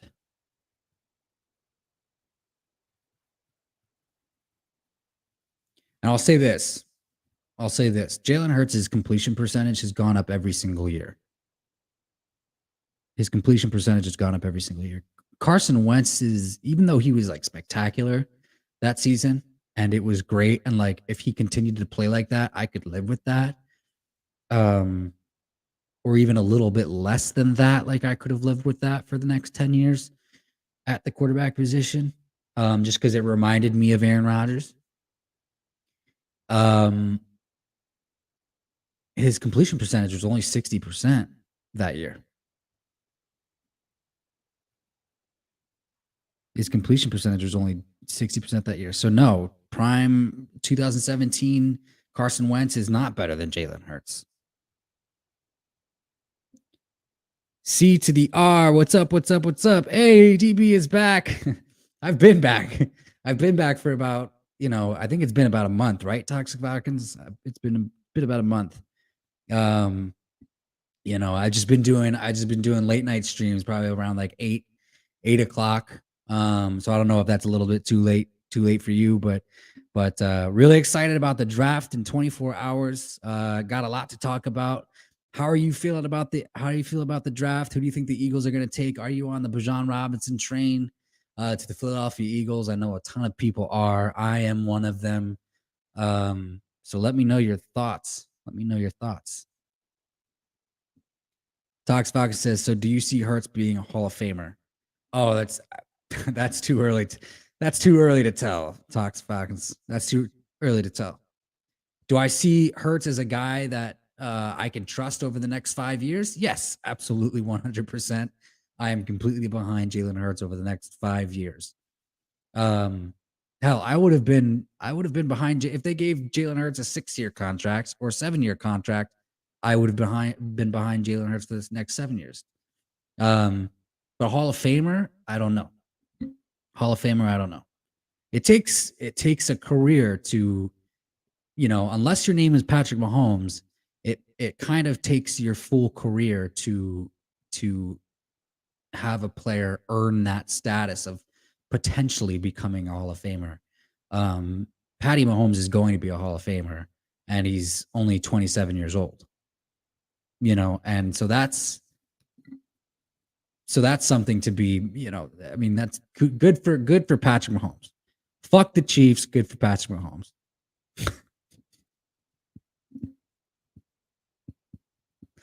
I'm just kidding. I don't hate the Chiefs as much as I hated the Patriots when Tom Brady was on the Patriots. I don't hate the Chiefs as much as I hate the Patriots ever at all. Whether Tom Brady's on the team or not. Um, the Chiefs have Big Red. The Chiefs have Andy Reid. A lot of respect there, and honestly, I'm a fan of Patrick Mahomes. I'm just you know fuck the Chiefs. Talks about Toxic Falcon says, "Would you take Brian Brzee?" Yeah, yeah, I would. Not at pick 10. Not at pick 10. Pick 30. Yeah, yeah, I think so. Would I trade up from 30 to take Brian Brzee? Yeah, if I could. If I could, I would trade. I would try and trade up to the Bills, maybe to 24.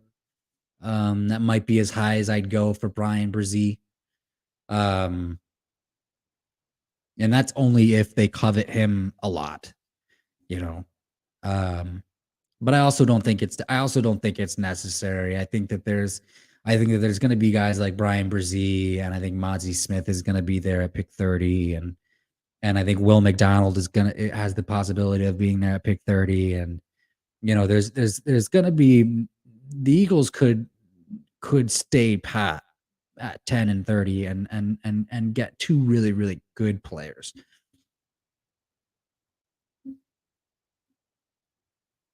What about that tight end from Notre Dame, Michael Mayer? Is Michael Mayer the one from Notre Dame or Dalton Kincaid? Dalton Kincaid, I think, is going to go in the top 20. I think Dalton Kincaid is going to go in the top 20. I think could you see the Chiefs drafting Michael Mayer? I could see the Chiefs drafting Michael Mayer. I mean, that would really be annoying. But I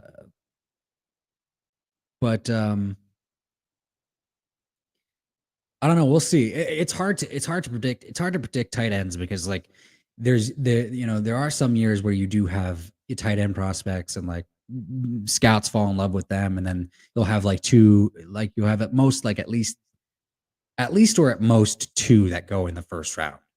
Dalton Kincaid I think goes in the top 20. Michael Mayer I think will go from, if he goes in the first round, we'll probably go from 20 to 30. So, or Darnell Washington from Georgia. I think he's an early to mid round second round. I think he's an early to mid second round pick, but I like him. I like him a lot. Good vertical threat. Good vertical threat. But honestly, like if the Eagles want to add a tight end, and they certainly could. I don't think that they need to, but I would wait until the third round to do it. They don't have a lot of picks, They don't have a lot of picks. So if they're gonna add a tight end, I would say wait until the third round. C to the R says, what are you hoping for 10 at 30 and 30? Well, if the Eagles stay at 10 and if the Eagles stay at 30, I want Bijan Robinson or Jackson Smith Nigba at 10. And I know Jackson Smith Nigba is a wide receiver. I will say this. I think that they want to upgrade the slot wide receiver position still. I know that they love Quez. if they are in a position, if they draft Jackson Smith-Njigba, um, they could have Quez Watkins fill in for the dude that we lost in the offseason.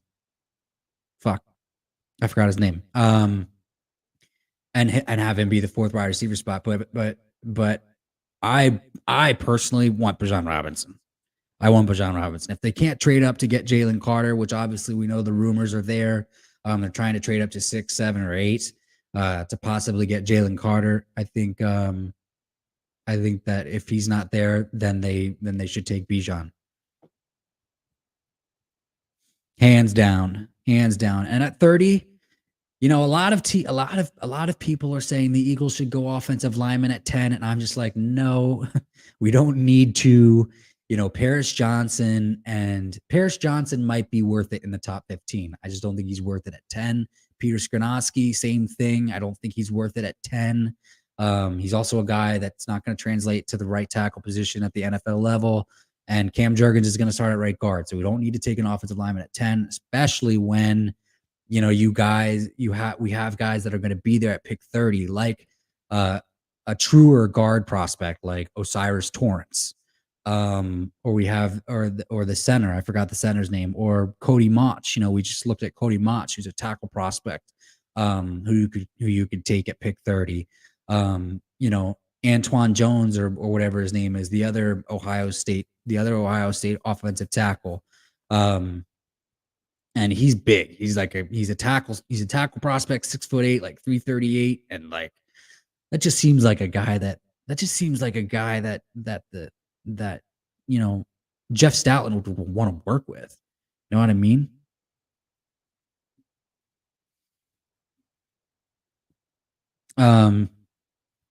Travis Rilken, welcome to the chat, my man. What's up? 24 hours before the draft. Let's go.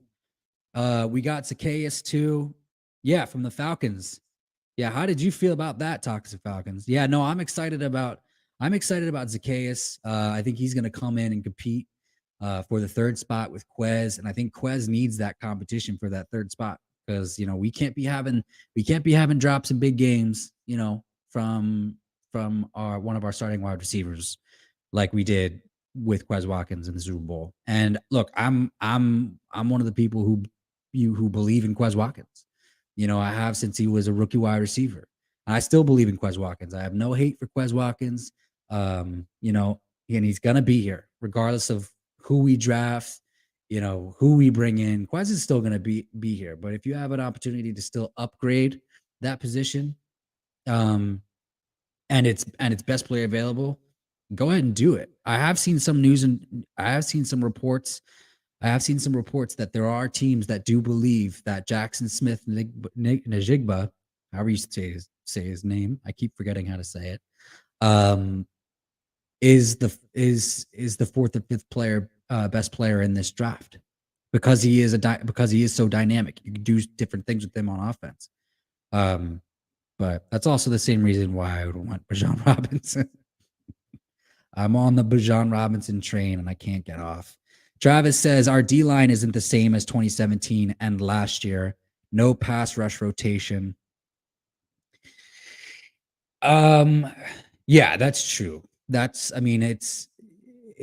definitely going to be different. That's for sure. And it honestly depends on what the front is going to be to be completely honest. Like I heard news and reports that Sean Desai is going to want to run a 3-4, which means three down guys, and means that Jordan Davis would be the nose tackle and take up two guys all the time, full time. And then they would just rotate in from there. We do, as much as I hate to say his name and as much as I kind of hate to put faith into this player because like he just annoys the fuck out of me whenever he's on the field. But we do have Derek Barnett coming back. I'm hopeful, guys. I'm hopeful that Derek Barnett comes back and has maybe like a 5 to 6 sack season. And it's a clean season too. It's not penalty riddled because that way maybe we can I think he has 1 year left. If he has 5 to 6 sacks, maybe we can bring him back on a small contract, 2 years for, you know, however, whatever, um, and then get a little bit more production out of Derek Barnett. But um, here's the thing. Here's the thing I will say about this though, Travis, is like I think if they can get Jalen Carter, um, they'll go ahead and take him. If he's still there, I think they'll go ahead and take him. Um, if they have the ability to trade up and get Will Anderson, I don't think I honestly think that I'm one of the people that believe that the Texans are going to take a defensive player because it sounds like that's what they're going to do. So I think Will Anderson's going to go number two. Wouldn't be surprised if Jalen Carter goes number two, but I think the Eagles, if they have a shot at Jalen Carter or let's say Tyree Wilson, they should do it. They should do it, and I think that they will do it.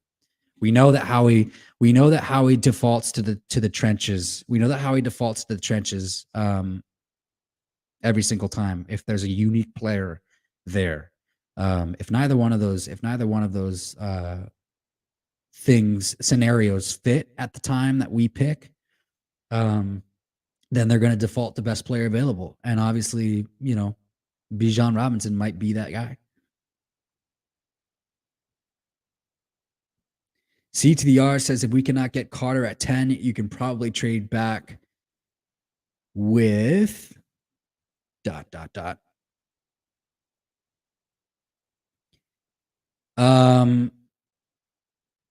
could trade back with the Vikings. The Vikings might want to. I mean, I've seen that a lot, and I've seen that a lot in mock drafts where the Vikings trade up.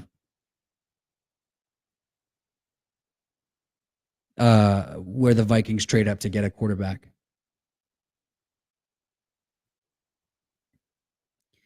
And if that's the case, C to the R, then like I think the Vikings, where are the Vikings picking right now? Are they at pick 18? Are the Vikings at pick 18? That should garner a lot of picks for Philadelphia, or some good quality picks for the Philadelphia Eagles.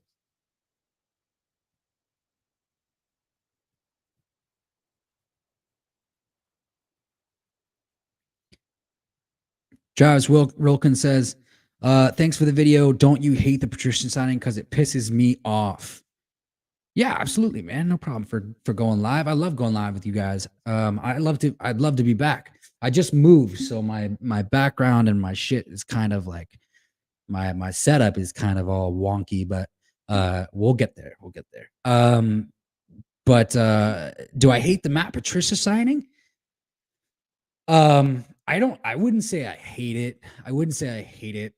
I'll do this. I played devil's advocate with this signing because like I love Slay but I do and I did worry about bringing Matt Patricia over, just knowing his kind of reputation for kind of like not being a real relatable coach.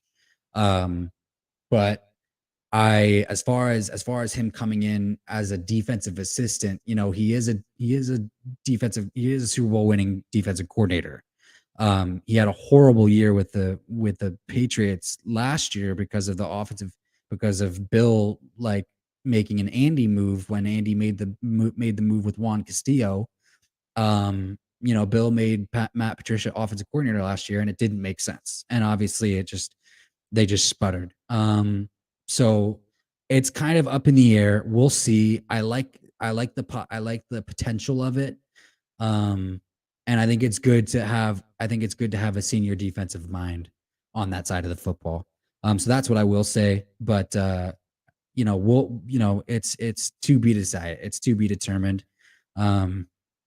Because that's kind of the first things that we'll be talking about is like, is Darius Slay, Matt Patricia getting along? Like, is everybody getting along with Matt Patricia? Like, is everything okay? Like, you guys cool? Like, if not, you guys need to chill the fuck out. But we'll see. CDR says trade back with Houston. They may be hoping to leapfrog Tennessee to get a QB like Levis if he's still available. Yeah. Yeah, that's another one. Even if it's Houston, like they could I think they're what 20 or something along those lines. I haven't done a good job of memorizing picks this year. But I will say this, that should garner a king's ransom for the Philadelphia Eagles as well. Trading up from 20 to 10 or like 18 to 10 or getting into the top 10, like, garners worthy, draft pick compensation. So CDR says Vikings are 23. Yeah, so that would even garner even more. That would garner even more.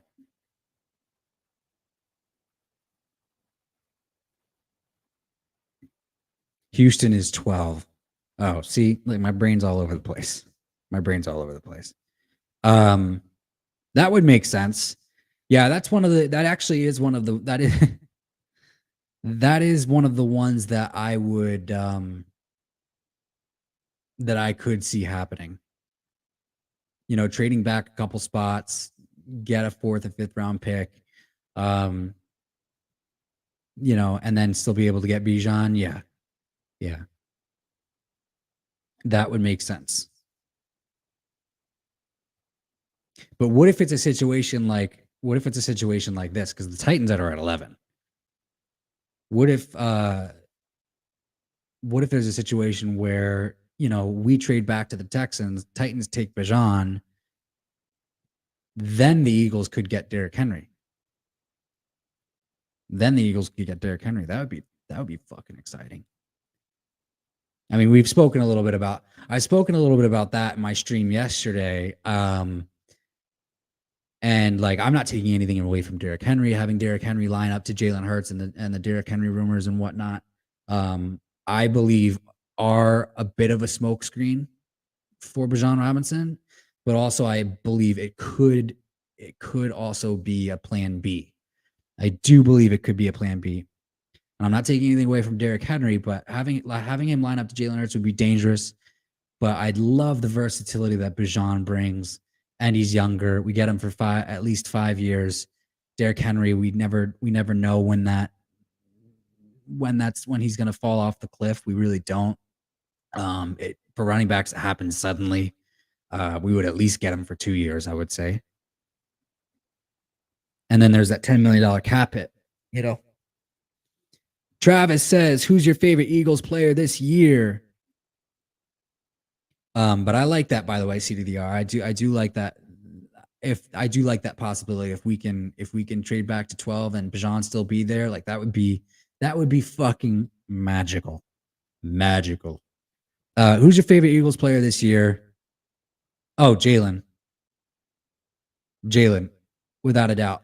I think it goes like this. I think it's Jalen. I think it's AJ Brown. I think it's Avonte Smith. That's the order I think it goes in.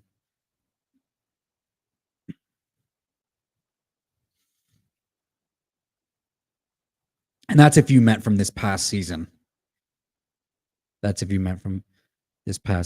think it still goes in that order if you're talking about the upcoming year as well. Who am I most excited about, though?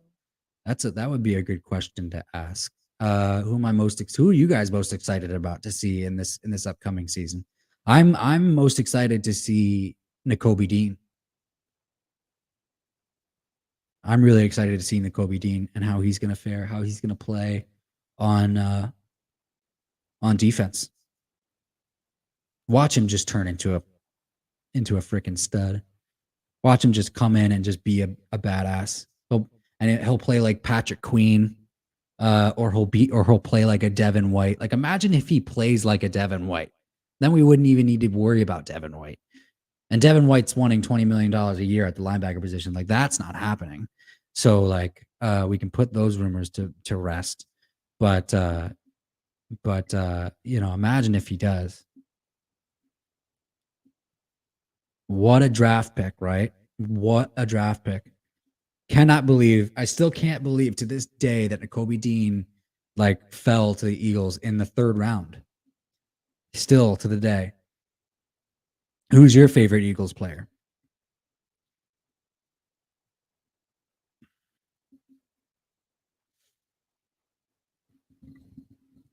Who would you guys want? Who would you guys want if Bajan is not there, if Jalen Carter is not there? Who would you guys take next? Please don't forget to like and subscribe. This is DB Talking Now, DB Talking Birds, DB Talking Philadelphia Eagles. We are only 24 hours away from the draft. Really fucking excited. Travis says, excited about Dean and Davis, Penny being healthy, Greedy Williams a sleeper as well. Oh yeah, I was really excited about the Greedy Williams signing. I know how good Greedy is. I know how good Greedy Williams is, and I I love the fact that we were able to get him. I love the fact that we were able to get him. I think he's good long-term depth. I know that we only brought him in for 1 year, right?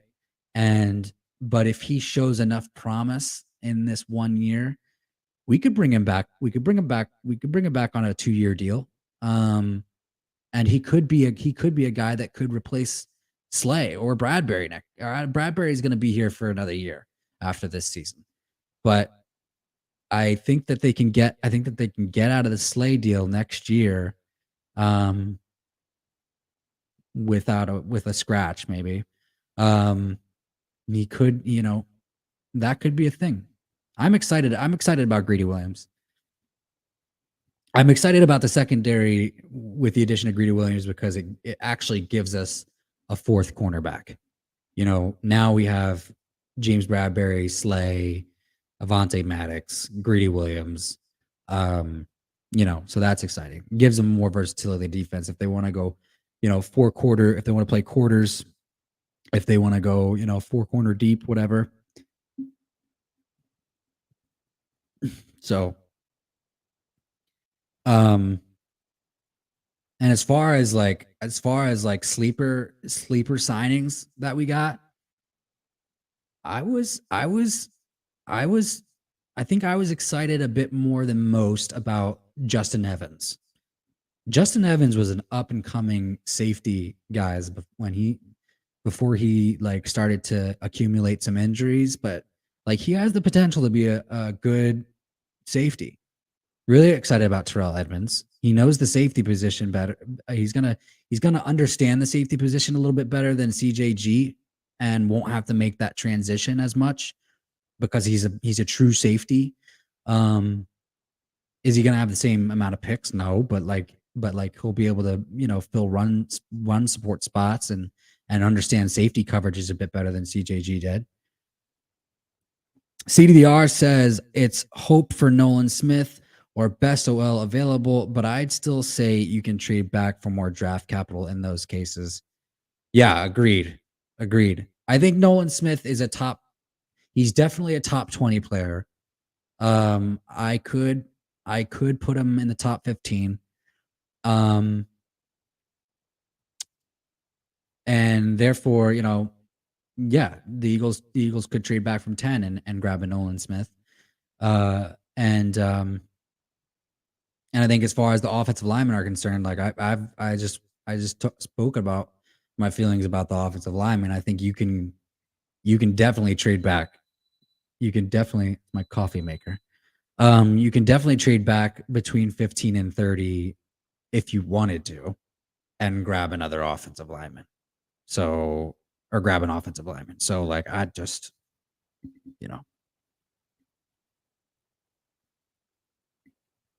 it would be phenomenal if the Eagles traded back and grabbed another first for next year. Like that would be, and still got an impact player with their first pick. Like that would be amazing.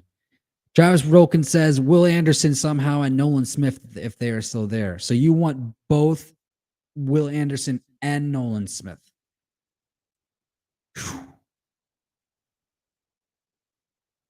I mean, that would be lethal. That would be lethal on the defensive line. Really would. That would bring so much versatility to a defense, to be completely honest with you. Both are Georgia players, right? Oh. No, Nolan Smith is out of Alabama. Or no, Nolan Smith is out of Georgia. Will Anderson's out of Alabama. Um, yeah, I mean, Nolan Smith could fall to 30. Nolan Smith could fall to 30. Like, I wouldn't put it past anybody, but like, um,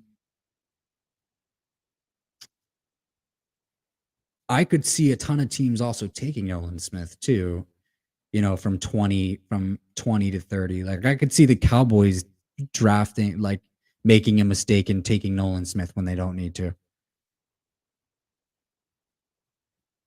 Yes. Travis Rolkin says Evans got that stud talk, tough guy personality. Can he beat out Reed for the spot? Oh, I think he's gonna. Yeah, I think he's gonna beat out Reed Blankenship. I think he's gonna beat out Reed Blankenship. Um, I think that's the safety spot. The other safety spot is still up in the air. I would say only because like it was a surprise that they cut Marquise Blair the other day, and Marquise Blair was a guy that they were excited about. Terrell Edmonds, I think he's obviously going to start. Um, Justin Evans and Reed are going to compete. I'm sure they're going to have Kayvon Wallace compete. I don't think it. I don't like Kayvon Wallace. I'm sure I speak for everybody when I say that. um, uh, but yeah, I think he can beat out Reed Blankenship. And I like Justin Evans. CDDR says Kalijah Cansey works as well. Yeah. There's not a lot of Kalijah Cansey talk lately. There hasn't been a lot of Kalijah Cansey talk lately. And that's one of those things that excites me is I am a fan of Kalijah Cansey. I am a fan of Kalijah Cansey. I think that that's a guy that I would trade up from 30 for. I would trade from 30 to 20 for Kalijah Cansey if he's still there. I wouldn't take him at 10. But I would definitely take him. At maybe 20 to 30. But you never know. When Howie falls in love with a guy in the trenches, he falls in love with a guy in the trenches. So we will just have to see.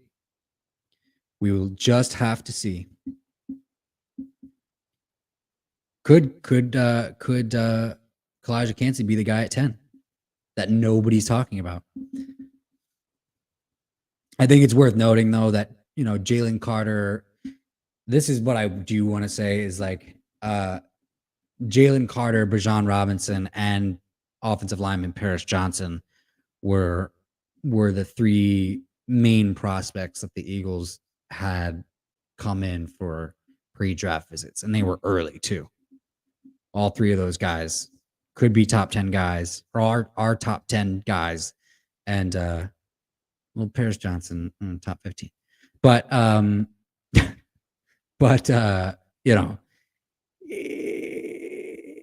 it could be worth noting that they had Paris Johnson come in really early. They had Jalen Carter come in next, they had Bijan Robinson come in next, and then they had Jalen Carter come in. I think it went in that order. But those are all guys that they definitely have on their board. So we'll see. Travis says Kayvon needs to develop IQ if that's possible. No, I think at this point, Travis, unfortunately, no offense to Kayvon Wallace. I love the fact that he has ties to Brian Dawkins because Brian Dawkins is my favorite defensive player to ever suit up in midnight green.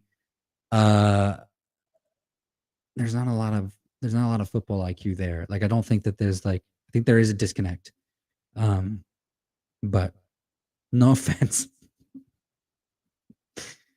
I don't know why he's still on the team. Like, it aggravates me anytime he comes on the field. Like, I remember the first time he came onto the field and I think it was the first game when CJG went out, and then CJG came back in that game. And CJG already had an interception, got injured, came back into the game, and then got another interception. But that brief time that Kayvon Wallace came in, Kayvon Wallace looked out of place and kind of clueless. And anytime he was on the field throughout the season at points throughout the season after that, it was just awful. CDDR says, will you be streaming during the draft? Yes, yes, yes. Yes, yes, yes, I will be.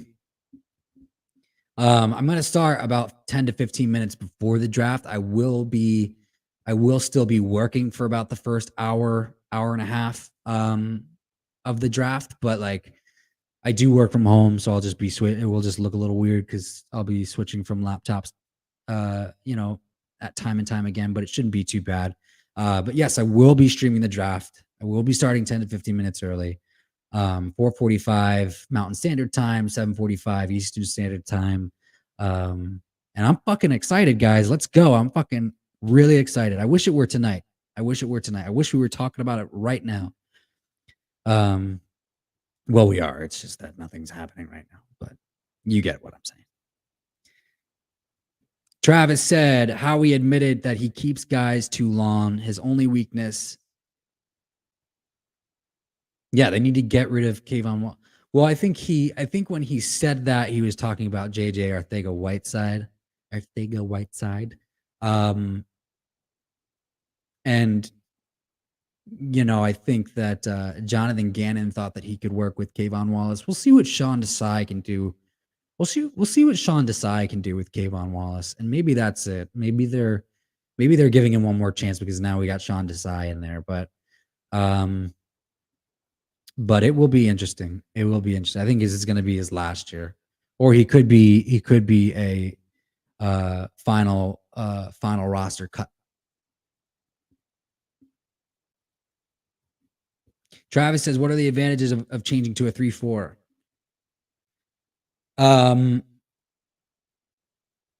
The advantages of changing to a 3-4. Me personally, well, I mean, you got the advantages of the advantage of switching to a 3-4 is that if you have pass rushing linebackers, that's the advantage. You can have a linebacker on the edge, and you use them as pass rushers in the 3-4, and then you have your two other linebackers in the middle, and I think that's how they're going to do it with Nakobe Dean, and I think that's how they're going to do it with Nakobe Dean and Nicholas Morrow. I think Nakobe Dean is going to be the IQ guy, so he's going to take over TJ Edwards, and Nicholas Morrow is going to kind of be that like run support kind of dude. But my thing is they don't have like pass rushing linebackers. So that's the other thing too. I think they're just calling it a bit. I think they're calling it a base 3-4, but I honestly think Sean Desai is gonna dial up some blitzes as well. So that's what I'm really excited about. So the advantages of switching to a 3-4 with the personnel that we have now, I couldn't put my pin on it. I'm more of a fan of multiple fronts. So, but I guess that would be the advantage. In my opinion. Is you have linebackers as pass rushers. And their main job is to go and rush the passer. And what does that mean? What does that mean for guys like Josh Sweat? What does that mean for guys like Hassan Reddick? I'm not worried about Hassan Reddick, but it's going to be interesting to see how they use Josh Sweat. So it will be cool. It will be interesting. I'm not as worried about the defenses as others are. That I will say for sure. I'm not as worried about the defense. But I do think there's going to be a little bit of a drop off. But I think what we're going to get is we're going to get more consistent play from the defense. I think that the coverages are going to be better. I think the coverage is going to be a little bit more consistent. I think that we'll be able to do a better job against premium quarterbacks or accurate passers. I mean, we can't be letting Derek Carr throw for 90% completion. I don't think we're going to be doing that shit anymore. So I'm excited. I was excited about the Sean Desai hire, and it's TBD about the fucking Matt Patricia's hire. So it's gonna be exciting. I'm excited, guys. But we will see. You know, one thing I did want to talk about is Howie Roseman did say the other day in his pre-draft press conference with Nick Sirianni that nobody knows what we're gonna do. And maybe he was addressing the Philly media because the Philly media continues to say that they're not going to take Bijan Robinson, they're not going to take a running back, and Howie's like, oh, in his head he's like, oh no, we really actually are. But who could it be if really nobody knows what they're going to do? If it's really going to be a big surprise, who do you think it could be? Could it be Brian Branch? Safety Brian Branch at pick 10? Would you guys even take Brian Branch that high? I wouldn't mind it, but I think that there would be I think it would be a little bit too high. Personally.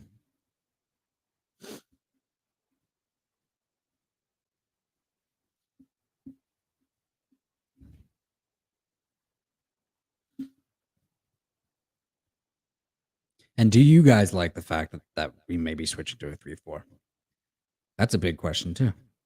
How do you guys feel about changing offensive coordinator, changing defensive coordinator? How do you guys feel about the Eagles losing not losing Brian Johnson, losing Shane Steichen? You know, how are you guys? Are you guys optimistic about Brian Johnson?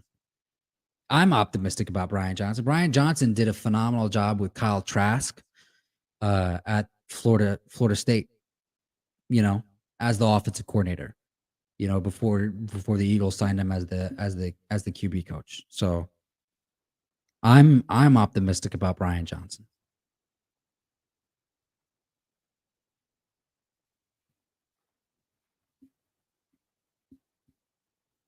Travis says, I hated the fact that the Lions tight end got the Pro Bowl vote instead of Goddard.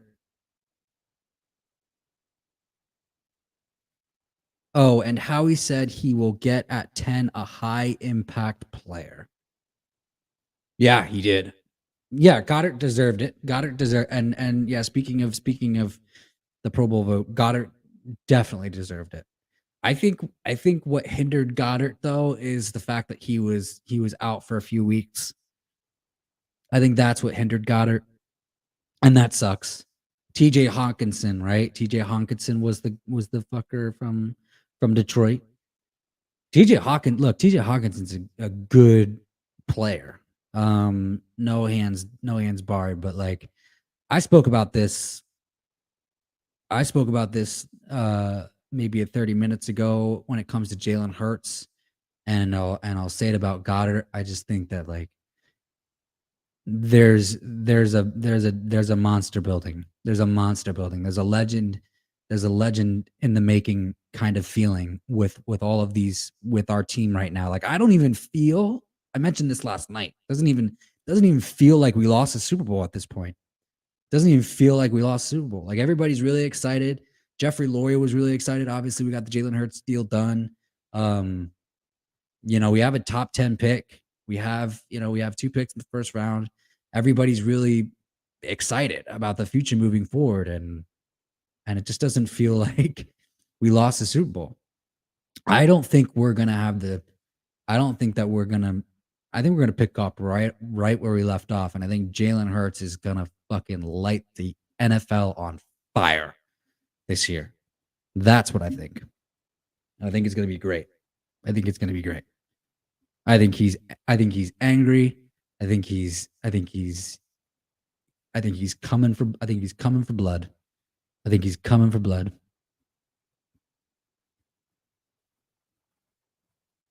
And it's gonna be great. You know, we think we've seen the best from Jalen Hurts. Nah. That dude is gonna light up the NFL and the NFC, and then nobody's gonna stop him. And there's nobody in the NFC that's gonna be able to stop him. So the AFC can have all the quarterbacks that they want. the Josh Allens, the Patrick Mahomes, the Joe Burrows, the Justin Herberts of the world, the Lamar Jacksons, the Aaron Rodgers, uh, Deshaun Watson. Like they can have they can have as many good quarterbacks as they want. We only need to worry about our conference and being the best in our conference at the end of the day. And San Francisco's even fucked. You think Brock Purdy is a good fucking quarterback? Come on. He may be good. He may be good. He may be good. But like he's gonna be they're talking about him being out the rest of the season. So like what are they gonna do? What are they gonna do with him?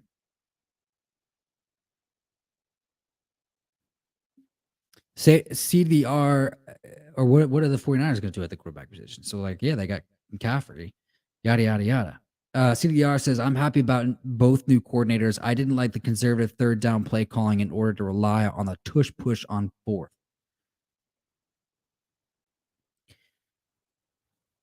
Yeah, I mean, I guess that yeah, I guess I could get down with that. I could get down with that. Like I think that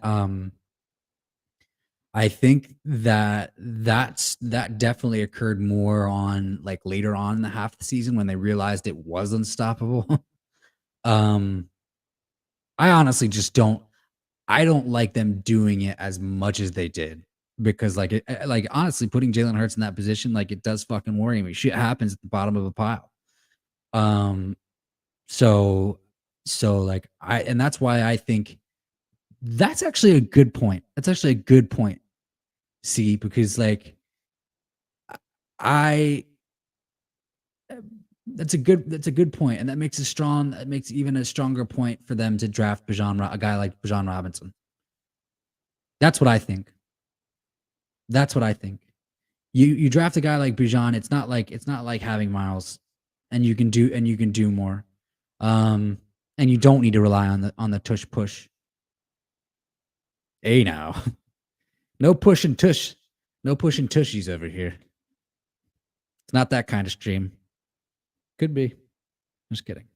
Um Tra- Travis says Jalen said money's nice, championships better. Yeah, I mean, I don't expect yeah, I don't expect him saying anything other than that. I mean, like it was a fire quote for sure. It didn't surprise me that he said something like that. So yeah, he's coming for blood. He's coming for blood. As far as how he's saying that he wants an impact player, that's why I'm saying I think it's gonna be if it's not Jalen Carter, it's gonna be an offensive playmaker. It could be a Bijan or a JSN. And like I think there's shit to the fact that the Eagles are doing their homework on JSN. There's been reports that like all of a sudden they're making a push. There's a push on JSN and doing their homework on JSN. I think it's wise, it's smart. I think somebody may have fell in love with JSN late. Maybe that could have happened. Who knows? Um, Travis says everyone says Jalen has no ceiling. So what do you think that he still needs work on? Quick release or strength? Um, quick release. I mean, quick release is always a thing. I don't think strength is an issue with Jalen. Clearly not. I I think quick release and quick reads. I think is uh is still what he could work on. Um, we didn't see it a lot. Here's the thing: we didn't see it a lot this last season where he needed to roll to his left. Um, the times that he did, he was still accurate though, and so like I would still like to see him. I would still like to see more of that. He played a lot better from the pocket made his reads better. Um, checkdowns were great. Checkdowns were great. Audibles were great. Um, and just yeah, I mean, so I would like to I would like to see him. I would still like to see him get rolled to the left, but it's not a necessity. I guess it's not something that I don't need to see him do. But like quick release, quicker on reads, um, and that will come with time. That will come with time. You know, better understanding of an offense. Not worried about it. Not worried about it. He's going to continue to get better. What we saw last season is that's why I say Jalen Hurts is better than 2017 Carson Wentz. Because Carson Wentz in 2017 wasn't necessarily quick on his reads, and he also still only threw 60% completion. But enough about Carson Wentz. Don't even fucking care. Don't even care. Don't even care. But I will say this. I will say this. I'm not worried about it. Travis, not worried about it. Not worried about it at all. The dude is a grinder. The dude is a hard worker. He just cares about getting better. And that's the type of player. It's like Kobe. It's like Kobe. It's like Michael Jordan. It's like Tom Brady. That's honestly how I feel. Is like he has the work ethic of those guys. And that's the guy that I want at the quarterback position. I don't think Aaron Rodgers had that type of work ethic. There's not many quarterbacks that do have that type of work ethic. Jalen Hurts is that guy. Jalen Hurts is that guy. So, not worried about it. Not worried about it. And that's why you're seeing all these guys wanting to come and play. And Patrick Mahomes is like that too. Sorry, I can't forget about Patrick Mahomes. But like that's why you're seeing a lot of these guys wanting to come and play for Jalen Hurts and Patrick Mahomes, is because they're two young guys at the quarterback position, and they're playing well, they're doing it right on and off the field. You know, they're representing their team, they're representing the NFL the way that it should be. You know, with leadership, accountability, and hard work. And that's something to be excited about. You know what I mean? That's something to be excited about. He fits this city of Philadelphia. I will go as far to say he fits the city of Philadelphia better than Donovan McNabb ever did. And I will go as far to say that. He's better for the city of Philadelphia than Donovan was. Donovan didn't Jalen Hurts has figured out I think I heard somebody say this the other day. Jalen Hurts has figured out the city of Philadelphia and Philadelphia fans within 3 years of being here. And it took Donovan a lot longer than that.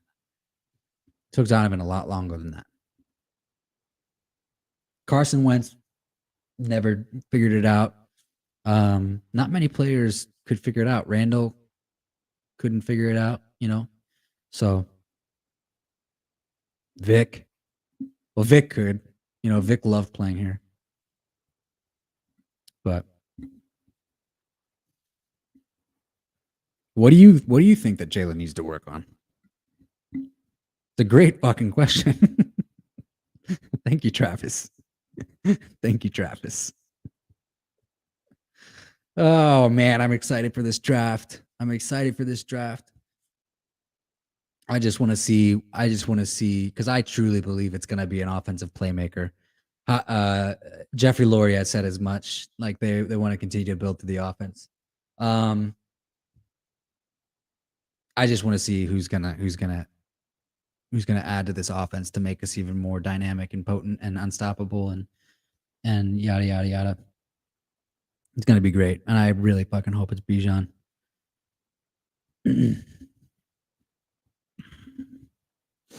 But we will see. We will see.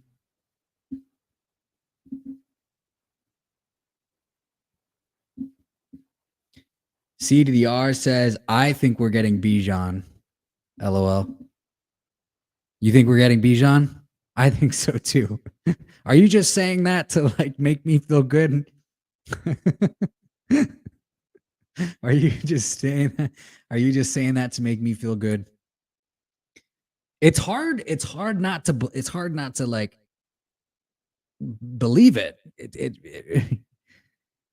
It really is, because like I feel like Bijan's camp is putting shit out there at this point. I know Bijan said he wants to play for Jalen. Like it's nationwide. This roller coaster. It's not even a roller coaster. It is a burning boulder rolling down a hill. You know, this Bijan Robinson train.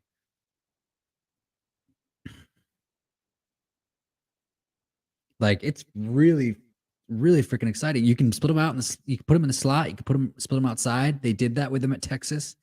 You know, I don't think he's as good as a receiver as Christian McCaffrey quite yet, but I think he could get there.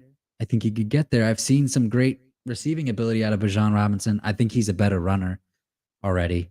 And we know the Eagles were interested in Christian McCaffrey in 2017. They just thought that he was going to be available at pick 14, and didn't realize the Panthers were going to take him at 8. Same thing. Could be the same thing with Bijan. All right, I'm done. Done preaching. Actually, I can't be done preaching about Bijan Robinson because I'm too fucking excited to draft Bijan Robinson. CDR says, can you imagine Joe Burrow's contract? I've tried to. Didn't they just extended they just exercised his 5th-year option, right? So that gives them some leeway.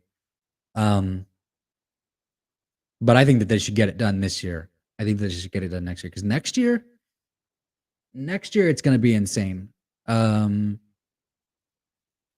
Next year it's going to be insane. I think he's probably going to look for.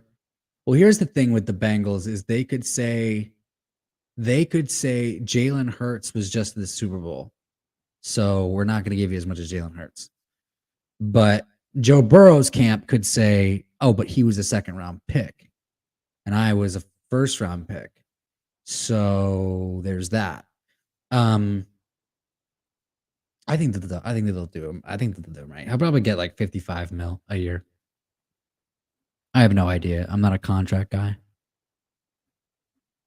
Based on what Hurts got, LOL. Based on what Hurts got, me personally is like I would say, I think it's gonna be up there.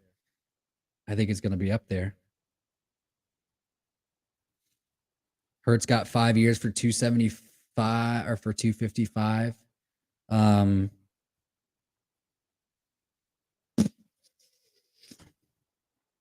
Yeah, I mean,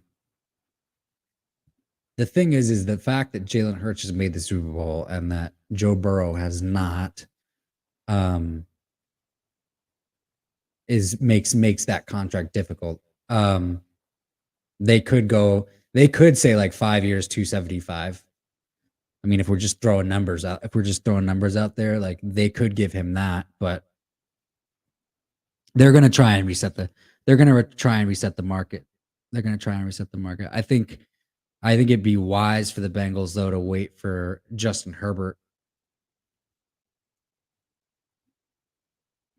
And Justin Herbert won't get as much as Burrow or Hurts, because they haven't made the Super Bowl. Bengals have made it to the conference championship 2 years in a row, right? Yeah, 2 years in a row. Or no, it was Bills the year. It was Bills the year before. The Bengals this year. So, and then there's Josh Allen, right? Josh Allen still needs a contract, doesn't he?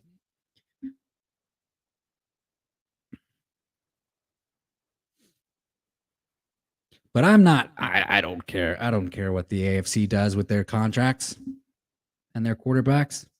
All I care is about my quarterback, Jalen Hurts.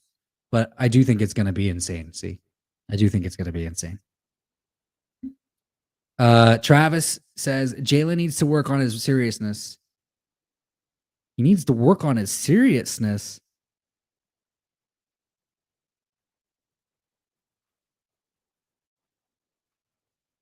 What do you mean he needs to work on his? The dude is more serious. Is pretty fucking serious, and his leadership is great. I think if he wins a Super Bowl, he'll be like, "Job's not finished. I got to get 7 to beat Brady." Yeah, I mean, and I'm not hating on your answer, by the way. I'm curious. I'm curious. I think if you win, yeah, I think then that should be the mindset. Like that should always be the mindset for guys like that. Is like, yeah, you want to be better than the guy that did it before you. Um,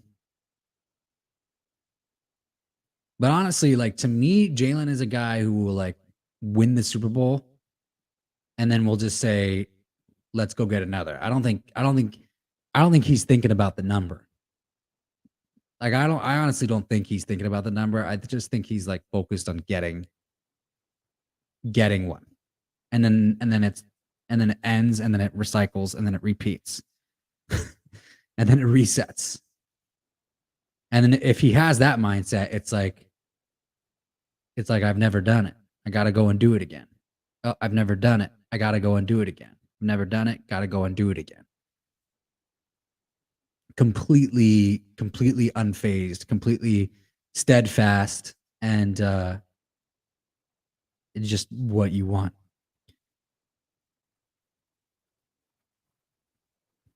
CDDR says Bleacher Report just reported that the Eagles are likely taking Bijan. If we don't keep him, I still say take him and shop him to the highest bidder.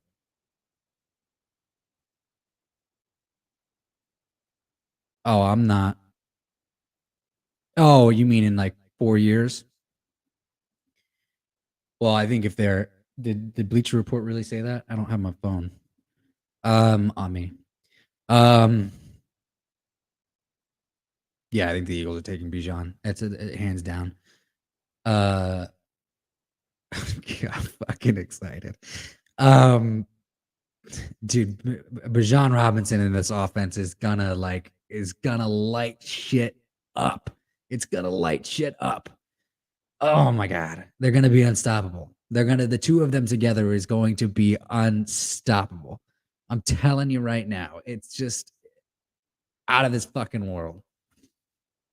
It's just out of this world. And then you add a wide receiver in the 3rd round, like on top of that, or on the second, like in the 2nd round, or whatever, or what have you, or like it's just, or you have Quez play better because he's fucking serious about playing better. Like it's gonna be great. It's gonna be great. Shopping him to the highest bidder. I think like, oh yeah, I think they'll extend his 5th-year option. I think they'll extend his 5th-year option and keep him for 5 years.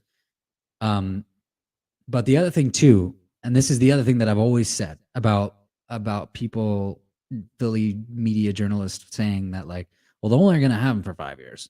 So what? That's a good fucking long time to have a good impact blue chip player.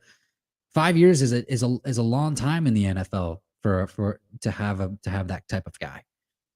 It's not like we're talking about like 2 years. You know, you get 5 high quality years out of Bijan Robinson, like that's worth it in my opinion. It's worth pick number 10 in my opinion. But like the other thing, as I was saying, is like we don't use our running backs like the Cowboys drain the life out of running backs. Like I think Bijan Robinson's going to come into Philly and like we're still going to implement a rotation. He's not going to get 300 carries a year. Like so is he still going to be fresh after that 5th year? Maybe. I think so. C says, laugh out loud. Good point, Travis. LMAO, I think he means he doesn't have to be so serious. Yeah. Yeah, that's what I mean. Too serious, not enjoyment.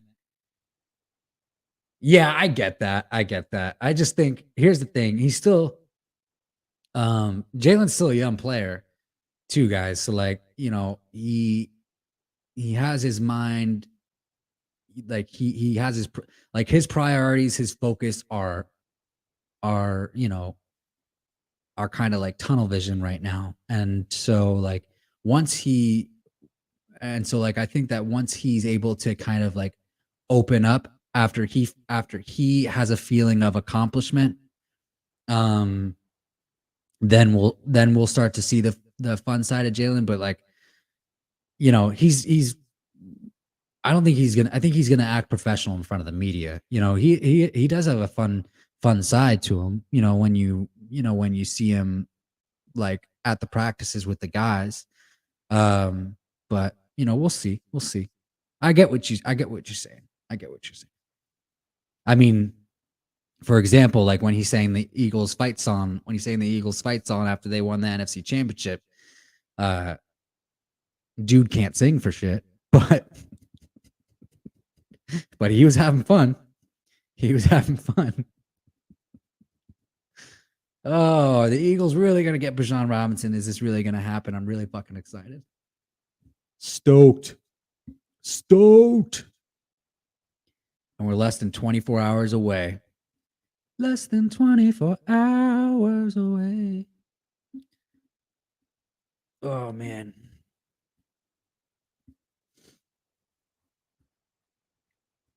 It's going to be phenomenal. It's going to be phenomenal.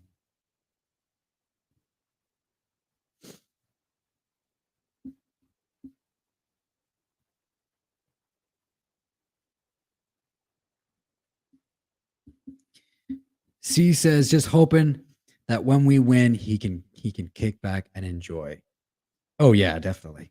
Definitely. I'm sure he's enjoying time right now. Just got paid. I mean, they did go back to they did start their off-season program on Monday, so there is that, but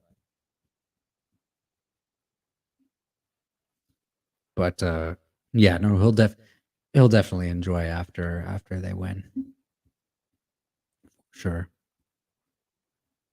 But all right, guys, I think that's it for tonight. Like I said, I will be streaming the draft tomorrow about 10 to 15 minutes before. I will start my stream about 10 to 15 minutes before the NFL draft. Really excited. Thank you guys so much for joining. Please like and Travis and C. So good to see you guys again. This is DB Talking Now, DB Talking Birds, DB Talking Philadelphia Eagles. One love. Stay safe, stay healthy, and go Birds, baby.